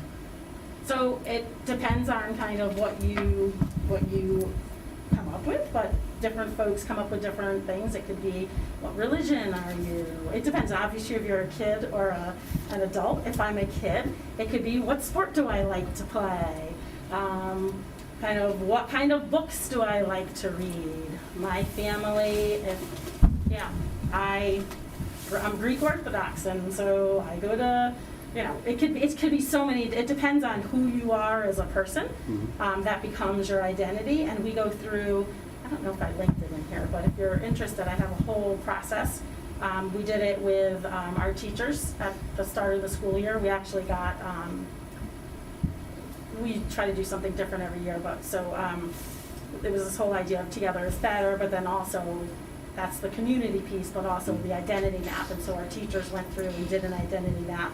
But the point of it was to introduce the identity map for students and how to do that in a very student-friendly way. Jen, are we asking questions like how do you identify yourself as like she, her, he? We're not asking that in Cider Mill, right? Okay. No. A lot of it is it's what they're coming up with. I mean, it's like it's a student. It's a student-driven thing. There's, nobody's preaching, or anything. Right.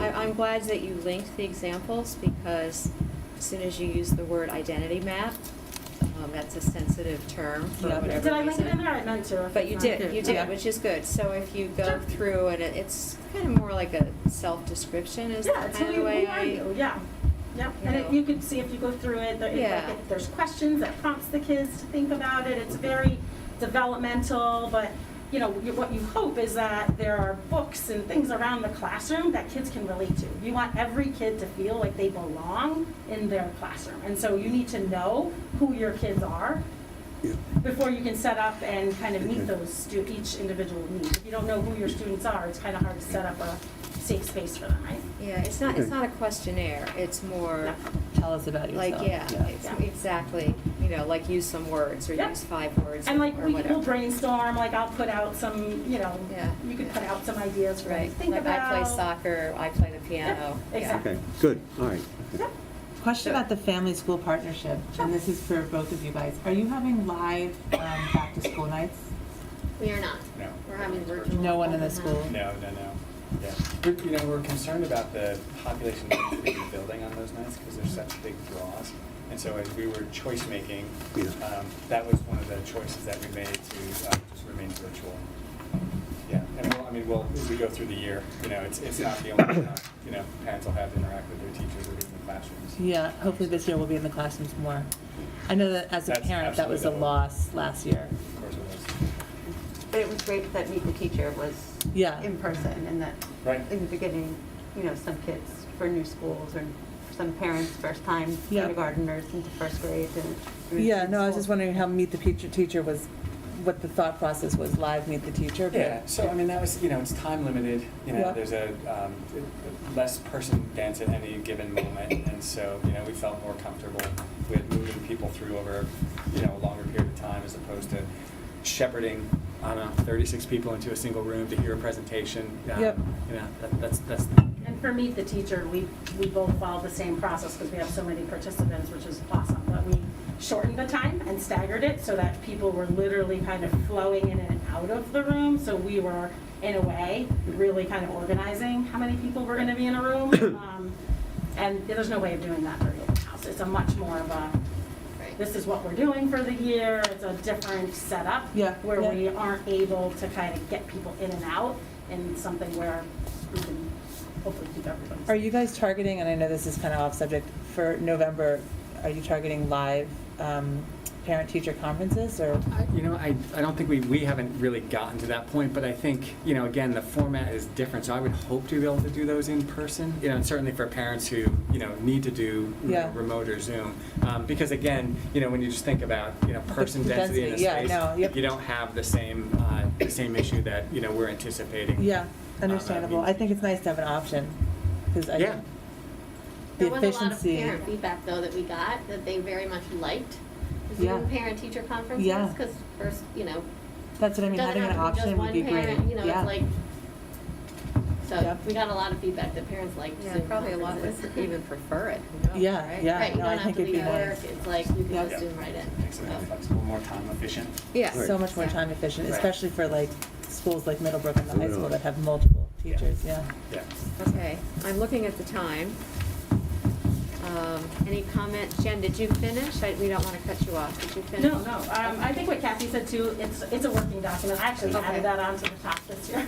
Just because, you submit these, when we submit these, they just feel so stagnant. And then already today, I just met with our PTA and I was like, there's so many things on here I gotta change. So I did go back in that. It's a working document. No, it's a lot of work. It really is. No, thank you. Very thoughtful and a lot going on. We'll do the next two schools next meeting.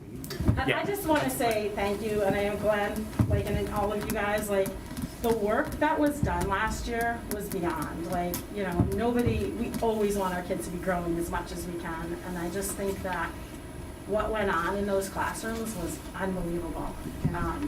At Cider Mill, they were teaching kids at home, they were teaching kids in front of them, they were teaching all the content areas, and it just, Yeah. what happened, and despite that, was just amazing. Yeah, it was. And No doubt about it. I thank you for recognizing that. It Yeah. means a lot to our teachers. Absolutely. Okay, any other comments? All right, portrait of the graduate with Dr. Marie Alcott. Great, so we're going to take the balance of our time tonight and welcome back Frank Hampar, who has been one of the driving forces here behind the development of the portrait the Graduate. We also want to welcome Dr. Maria Alcock, who is an educator extraordinaire. She works all around the globe, and whenever we call her and ask her to come, she says yes. And so we're really grateful to Marie. You know, Marie can match Kathy and Jen's energy, so we enjoy that as well. Here's why we're talking about this tonight. And you know, as I'm sure you recall, back in June, we had a number of meetings where we were talking about Portrait of the Graduate, which culminated with the board unanimously adopting the Portrait of the Graduate. So I think we're all committed to trying to have a year that's as close to normal as possible. And so re-engaging in some of the big picture work is one of those things that, you know, we probably enjoy the most in our work and feels really normal. So I'll turn it over to Fran, and then are you turning it back to me at some moment here? Yes, we're going to do a lot of back and forth. Great. We're going to do baseball. Thank you for this opportunity. This is an extremely exciting work that, as you all know, has been in the process for several years. What we're going to do tonight is we're going to essentially go back and go through some of what we've already done up until June, where this was actually adopted as our new Portrait of the Graduate for the district by the board, and then look at some of the work we've done over the summer and things that we are planning forward for this year and then the next 3 years. So Lucille's being very kind and doing the slideshow for me as well as for Marie. This is the beginning of our communication plan. What we're doing is we're looking at branding the identity of what the Portrait of the Graduate is. And so you'll see here the Portrait of the Graduate as a potential poster with the new graphic and the attributes, which are simply citizen, leader, healthy person, scholar, designer, and learner. So a lot of the work that we've begun doing has been around embracing identity.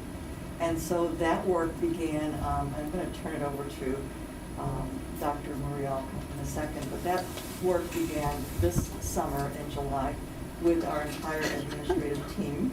I know that the principals are probably enjoying this because they were really great sports. We did an exercise in looking at all of the attributes and having them look at what they all meant and digging deeper into what the meanings were through a variety of different demonstrations, from doing a broadcast of today's show to taking on learning a new dance, TikTok dance, to really reflecting on leadership and some of the major leaders that were very important. And then we also had on to the next page Lucille, who along with Lori Gettner did an amazing job in terms of providing the different things that actually represented the Portrait of the Graduate attributes. So with just this beginning, I'd like to introduce Dr. Marie Alcott, who has been phenomenally helpful to us in getting us to this point, and then hopefully moving forward with the work. Okay, hello, good evening, everyone. It's an honor to be here with you, and I'm looking forward to talking a little bit and sharing a little bit about what we've done with Portrait of a Graduate. Could we go back one slide or two slides, please, real quick? All right, let's stop here for a second. This day was amazing. What was so cool about this day was that we really explored what the Portrait of a Graduate operationalized would actually look like or sound like or feel like or smell like, depending on what we're talking about, in the school, in not only the classroom, but also in our hallways or in any of our programs. It could be out on a field. And so I think bringing that language into something real was very important, and we all shared that. Because if we're going to lead this and put it into the curriculum and programs, we also have to be able to model it and live it and understand what it would look like. So that day was outstanding and one of the most fantastic ones I personally have ever experienced. with a school district, and I'm in about 200 school districts a year. So I just really want to point out how amazing a job your team did on digging into the work and being competitive about it and artistic. So, plus we had root beer floats. That was awesome. I'm just saying. All right, back to we did learn something that day though. Here, we did get an upgrade in our look. And so we had been operating with this kind of idea about Portrait of a Graduate, and now really getting those icons, the iconography, new colors, we figured that out, right? And now even just recently, including the new symbol that we had for Wilton in general. So this merging of identity is very important for the branding. And I want to point out what that branding means. It's when I go to other countries or other places where they do this kind of work, it's a sticker that's on everyone's computer. It's something that is, it's on the keychains. We all understand, the parents, the teachers, everyone identifies with, this is the outcome. This is what we want for our children. This is where we're going. And that it's more than just, my academic experience at a school. It's a community. So that's something we want to really make sure we spend the time making sure that it is really what you want. So that was growth. That was awesome. Next slide, please. So on that day, we also explored why. Why are we doing this? We're a fantastic school, right? So why are we going deeper into this? And we wanted everyone to have kind of a common understanding of that. So what we talked about a little bit was this idea of Vuca. And Vuca comes from the U.S. Army War College, and it stands for ideas or things that are volatile, uncertain, complex, and ambiguous. They're things that are difficult to wrestle with. There are things that are difficult to make decisions about. And so the U.S. Army War College put it on the table for us as a country and said, for us as a complex country to really continue to thrive in our current existence, our children, our next generations have to be capable of thinking about Vuca topics and understanding them, communicating about them effectively, and being able to make decisions about them effectively as a country. That I can't just say, can we just agree to disagree? Or, you know what, I'll talk to my people over here and you talk to your people over there. If we're going to live in the same country and we're going to move forward together, we got to master this. And so that was the big impetus that came out of, believe it or not, that was as far back as 2008 was the big push on Vuca. You can say the word. It's a lot of fun to say. Give it a try. It's like Vuca. Yeah, emphasis on it. Good. Here we go. So that has been what has been leading toward a lot of the work you've seen on standards. A lot of the changes you're seeing about even how we prioritize or what we prioritize. So then I took it one step further and we went deep in the leadership group. Next slide, please. Okay, so you know about STEM, right? Everyone's heard about STEM? We love STEM, right? And then it became STEAM, then it became STREAM, then it became STREAM. If you add all of the content areas that belong there. I'd like to talk a little bit about the brain science, and this is what the principals, we all talked about this, was the brain science behind STEM, which made it a buzzword, which made it this big push we're going for, actually starts with social studies. I could have given you a hug earlier when you were like, social studies, right? Social studies is everything because we're studying human decision making. Back to Vuca, how do we make decisions about, like, what's an example of a Vuca topic? The rise of AI. Artificial intelligence. That's not the kind of thing you can make one choice this year and then 4 years from now say, oh no, we're going to change it. You can't. So we as a group have to understand how to do this. Human decision making leads to patterns. Okay, that's a big thing in math and a big thing in science. You're going to see that in the cross-cutting concepts.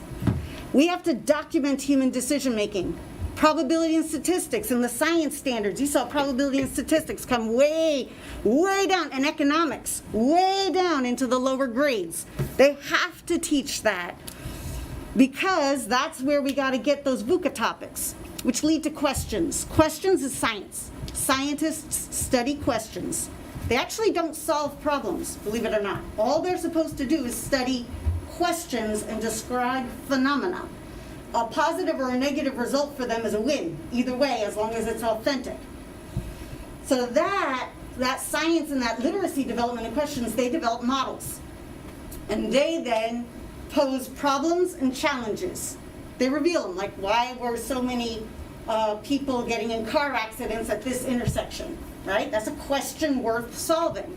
Then we study it, and they go, yeah, there's a whole lot of problems there because there's a merge right before. Then they leave it. It's engineers then who go into that and go, I will take on that challenge. And then a civic engineer shows up and makes proposals or prototypes. So that's where engineering comes in, are people who solve the problems. However, they make lots of solutions, so those solutions have to be tested. That's why you saw all your standards changing to review multiple solutions and test them and then evaluate the best solution, right? That's actually one of our standards for the next gen science standards. Solutions need testing, which lead to arguments, which is why all the ELA standards or the literacy standards made W1 is the argument. Okay, so that one is about, that has to be supported with evidence, right? We don't get to just fight over opinions and we don't get to put each other down emotionally. We got to really sit here and look at that evidence and then impact human decision making. This is the model, this is the brain science that led to STEM, which led to STEAM, STREAM, STEAM, If you hit the button one more time. These are all of the content areas that actually feed into STEM. That should feed into STEM. So all of our teachers will benefit from getting this kind of support to thinking about this and working students toward this kind of thinking so that they're able to problem solve and be agile enough in their thinking to see this. It's very transdisciplinary, which is the work that I know you're seeing moving forward. It's also the social emotional. It begins with humans. It's the study of humans. So it's not so much about robotics or Legos. Everyone with me on this? It really goes back to this idea of how the whole system works. Can we hit the 3 more times? Just give me some words around that triangle. Yep. Yep. Perfect. All right. Goes back also to the research on the triangle of power, the interaction between government, media, and business. So the idea that in this triangle of power in our society, any two sides of the triangle can influence the decision making of the other. So if government and business gangs up on media, they can control the message. If media and government gang up on business, they can impact policies and production. And if media and business gang up on government, they can influence policy making. So the idea here is to understand that, not with an opinion, not with a bias, but with this understanding of, to watch it, to understand to be an active citizen in this process, and to not be a victim of this process. So that's the idea. That's what led to STEM. Could you go ahead and give me one more? So we were sitting around as a bunch of principals, and we were talking about this and looking at this going, oh, so it's not just portrait of a graduate and a kind of a exercise in linguistics. It really is this understanding of thinking about what is it our children have to be strong in and be able to do to live in and lead an incredibly complex society. And so we took that and we said, all right, well, what are the types of engineers? Because if we just listed them, I think I even asked us to list them, right? Right off the bat, right? It's a mechanical, electrical, chemical, biochemical. Go ahead. Could you hit there we go. So that the top 5 pop up. But check this out. Look at all these other ones. Sound engineers. Try to do anything with music today or make any movie for television without a sound engineer. Or color engineers. That Tiffany blue ribbon is patented. It's copyright. It's patented. So you change a number and a color, that's a color engineer. Keep going. Could you hit that button? Look at this. So many kinds of engineers. So one of the things we want to think about is just, what are all those options? There are so many STEM industries, but only certain ones make it into the spotlight. But we really have a lot of pathways to success for our students. And so we want to start thinking about how to maximize that, especially with the transdisciplinary thinking, with this idea of it's not social studies all alone, science all alone, literacy all alone. The fact that they're doing a math course or they're looking at that, it's not at the expense of social studies. if we can make sure we're looking at this human decision-making process and we're teaching it in other ways, we could teach it in almost any of our classes. So something to think about. And so we said, yay, that's cool. Next, okay, you asked for it, right, folks? You said you wanted an elevator speech? Yeah, here we go. Hit that button. There we go. Here's our elevator speech. So, let me try and scroll down here now in this one. Wilton has created their portrait of a graduate. It outlines 6 roles for our students to learn and grow toward while in our schools. They are a human being, a scholar, a learner, a leader, a designer, and a citizen. But POG is more than just these roles. It is about being personally and socially responsible, finding joy and balance. It's about building both contemporary and classical literacies, reflective and creative thinking skills. We are promoting curiosity and goal setting, as well as helping our children develop problem solving and decision-making skills. Cue the last slide for that one, right? We're all good? These elements are what separate us from the simply reading, writing, and arithmetic schools. We are more. We are actively preparing our children for their future. It's an elevator speech. It has all the elements that we need. We can deliver it in under a minute. Well done. Okay, well, you can take this one, but I've got it. Order now, and we'll double your order. Technically, these are the 6, right? So during our day together, I kid you not, they didn't just play games, they worked. We worked our leadership crew hard. We made them condense all of the language to the slide you see in front of you. So we actually have an elevator speech for every single one of them. That also starts consistently with the demonstrate, makes it easier for parents to understand, makes it easier for the students to understand. But we didn't stop there. Then we took that and we broke it out into headings. Yes, we did. Check out the next slide. So this one, I'm highlighting for you everywhere I pulled a word for that elevator speech. Here's what I invite us to do, and this is going to be an invitation for all of us. I left a lot of good words on the table. I gave a rhythm where I said them in 2s. But you could take a look at this and just pick the words that really ring true to you. And you can adjust this elevator speech and make it your own. So if I go to the next slide, those are all the words that I pulled directly from the elevator speeches that we made for each of the actual attributes. Well done, principals. You were amazing that day. Okay, so it's a flexible tool. It's almost like a little elevator speech template, and we can all change it in any way that we need to for our purposes. Cool? All right, let's keep going. Oh, we got to operationalize it. So we made the administrators work even more. Doesn't matter, we gave them candy and rainbow floats. We had them take each of those headings from every single one and begin writing I can statements. These are the learning targets. We have found that the learning targets are the center of all the work that we're doing. And so you could almost call it like the story of the learning target. So Portrait of a Graduate has to get down to that level too. And so what we did was we came up with a learning target that would be approachable and accessible to a learner, and something that would also be efficient and effective for the teachers. And we were building them across a vertical alignment right from the start. And this is where we are. Now, we started it. This year, we got to finish it. And that's going to be one of our goals. I'm going to pause here if there are any questions on that. It's got to be an observable and measurable, right? It's got to be something we can actually give feedback. And it's got to be something we know what it looks like and sounds like and feels like. So, that's where we got to. Next slide, please. Okay. So there's a history to this story.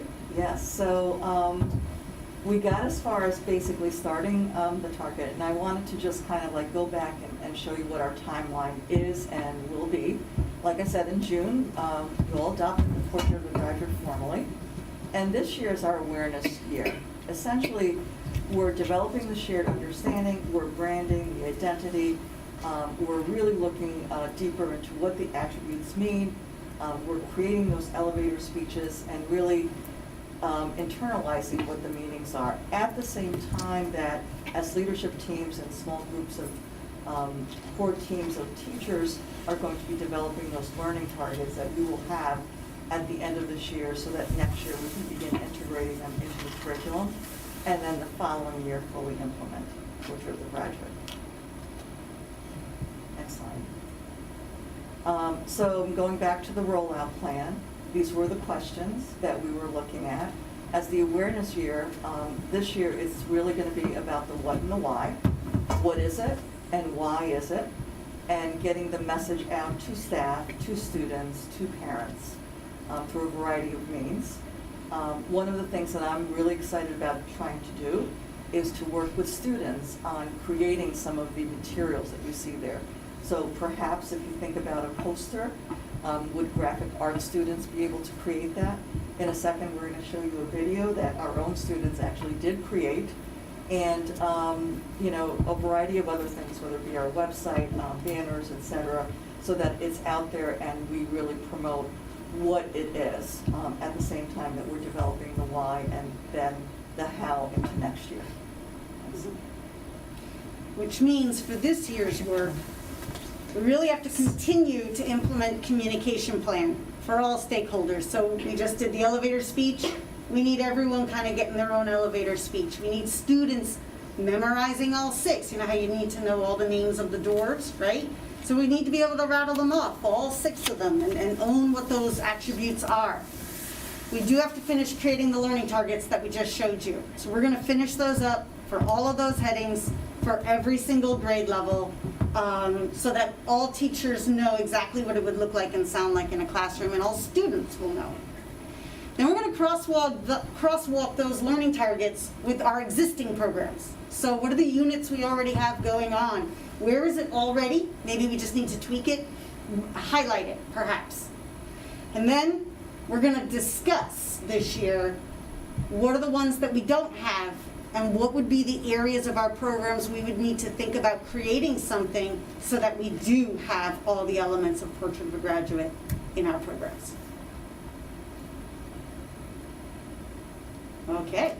So before we... Super excited about this one. Exactly. So before we complete and open it up for questions, I just wanted to show a video that during our workshop, I think it was in the spring, we may have presented a version of this, but just to give you an idea of how much our students actually live and model the Portrait of the Graduate.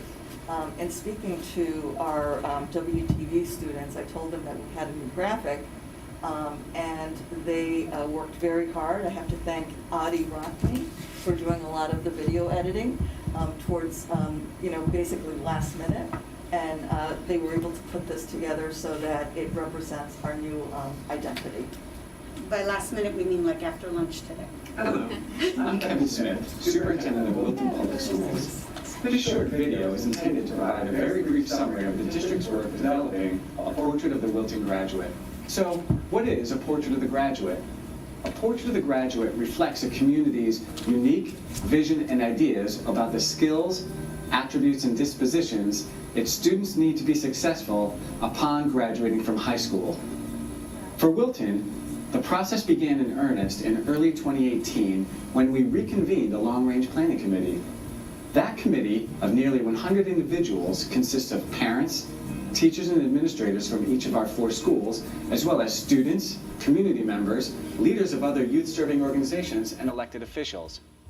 The committee was first tasked with re-examining the district vision and assessing the extent to which the then-existing vision aligned with current aspirations. The committee engaged in a visioning exercise which led to the creation of the current Vision, Mission, Values, and Promises document.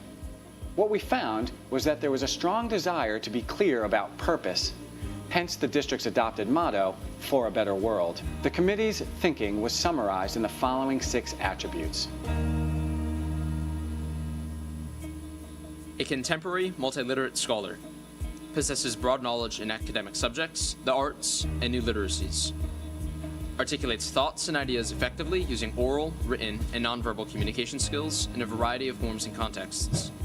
Improves thinking by continuously analyzing and reflecting on one's own thinking.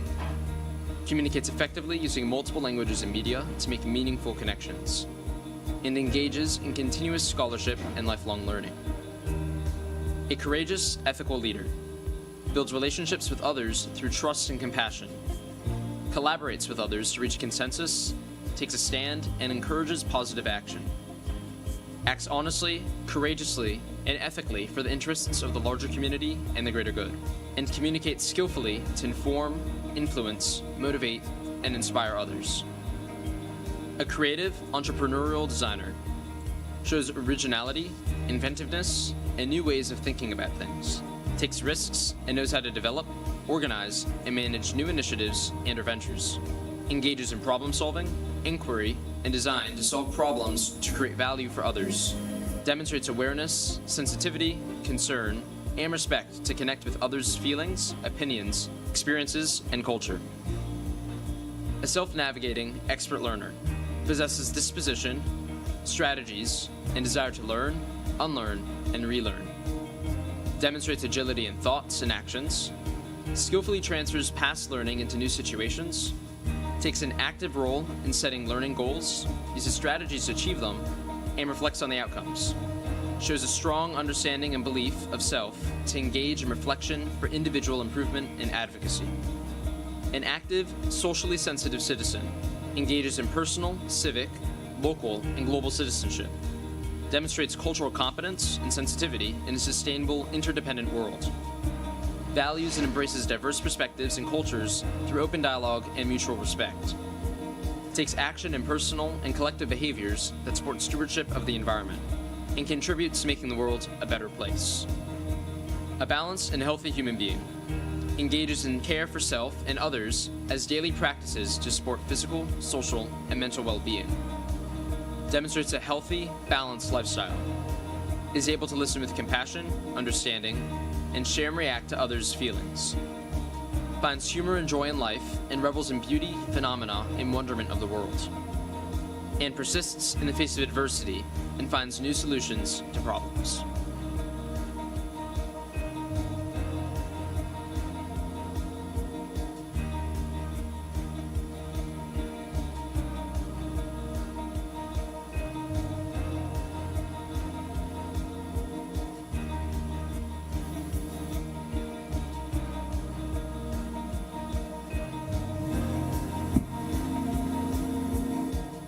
I am a contemporary multiliterate scholar.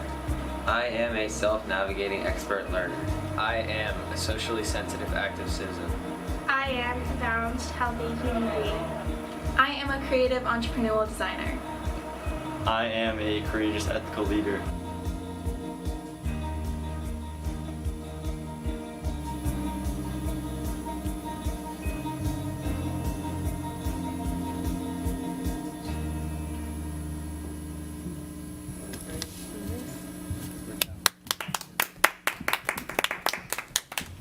My favorite part was when that young girl reached over and put her hand on the young boy's shoulder when I was like, oh, they nailed it. Well done. Right, so I want to thank Marie again for Yes, joining thank us. you. She's been an animating spirit and a motivating partner here as we've moved through the work. And I thought, she's so compelling, but the opportunity to make those connections, I've not met somebody yet who does it and explains the work better than Marie, and so I think, it's great to be reminded, and we need to continue to remind ourselves of all of the interconnections and really what we're about here. So we will continue moving forward, and we will continue to report back and update you with our progress as we grow through the year. And we're having a lot of fun trying to nail down the branding, so we'll continue to share artifacts with you as they're produced and modified. And thank you, because the last meeting we had in the spring where we sort of adopted, I call it the Moby Dick version, it was so long, to now have an elevator speech, and then of course you're operationalizing it. It's very exciting work, and it's focused better. It just helps bring it alive and make it, so you can actually understand what it means, and it's not just big vocabulary words. So I think that was wonderful work, and I think it's kind of inspirational. So yeah, great. Nice. Are there any questions about those pieces? Be happy to. Yeah, I'm curious, with all the districts that you work with, are they all going through the same process? They're all going through some version of this process. So they don't all call it Portrait of a Graduate, but everyone is compelled toward a why and a what. A lot of our curriculum is what focused, what students need to know, and what students need to be able to do. And we're realizing, based on the brain research, that you got to get that why. And you really have to connect it to a meaningful why. That's not, oh, someday you might need this. For the students, this is the real world. And so to connect it that way and give them a compelling why that's relevant and authentic, and also treats them like a whole person as opposed to just a scholar, it's, you can't argue against it in terms of the results. So not everyone calls it Portrait of a Graduate, but everyone's going after the why. Okay. Yeah, I think it's awesome. I can't wait to see how we brand it, because I think it's important that starting young, the students see that. And even like I'm thinking about our dress code and how like the green one, healthy, what was it? Healthy, balanced human being. Yeah. Nice job, Kevin. We spent a lot of time with the portrait. But how like things like our dress code can fall under different aspects of the Portrait of a Graduate. No, I just think it's great because I have a little one who asks me all the time, I have school, why do I have to go? And I need something better than to preserve your options. You know, like, Yeah.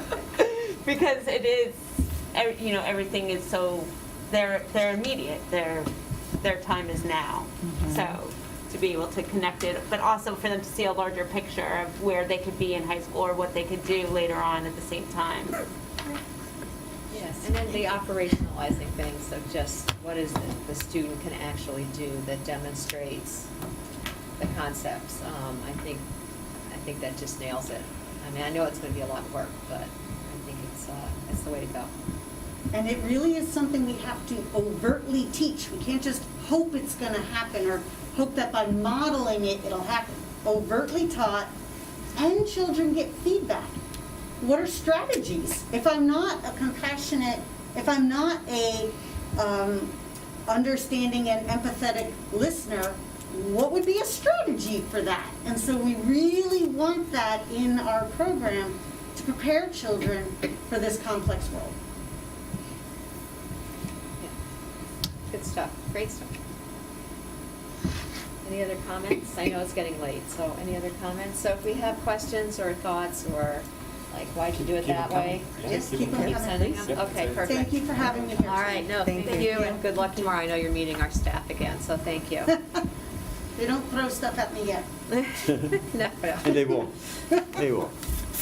Okay, we have a few items to hopefully approve, if we're ready. The first one are the Board of Education goals. I guess it's sort of a nice segue. I made one change based on the workshop that we had about, you know, the importance of instructional time and trying as a board to make sure we do what we can to not interfere with that. So if you're comfortable with it, we can approve it tonight. If you're not, we can bring it back. Can we bring it back? Because I'm almost wondering if we can put our goals a little under this whole, like, the Portrait of a Graduate that idea. we're talking about. Okay. And I also had one comment about curriculum that I wanted to add to you. Sorry, Okay. this is like the never-ending document. No, that's the way it was. But I think it would be some nice framework along the same parameters of the Portrait of Graduate that we just saw. Okay. The next one is student dress and grooming, policy 5132.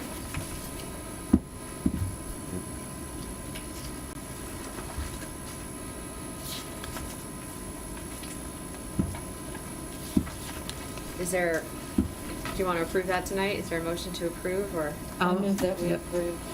Okay, Laura, thank you. Policy 5132. Is there a second? Thanks, Jen. All in favor? Aye. Okay. Reluctantly. It's approved. This administrator evaluation and support plan, Kevin, we're just reverting back to before COVID, so there were no changes. It's just not the COVID version. That's correct. It's the normal version. We're not taking advantage of the state's All right. flexibilities any longer. Okay.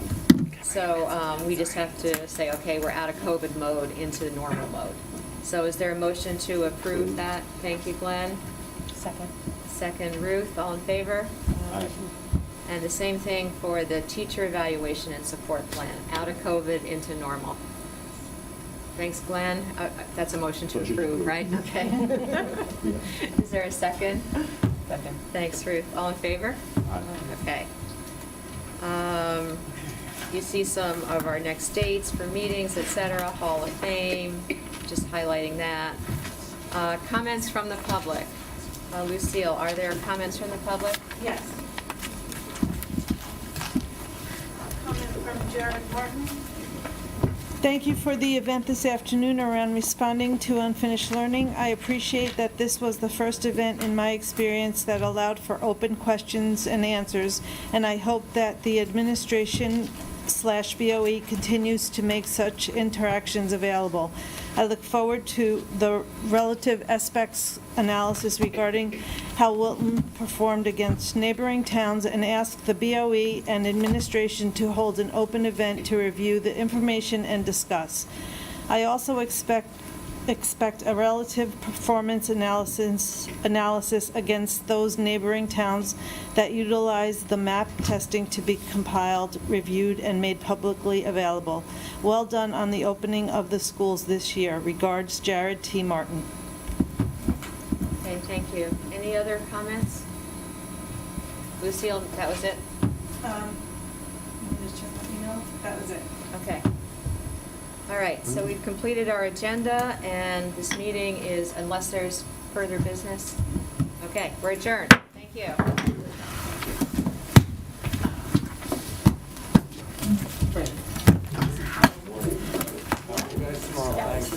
Yeah, absolutely.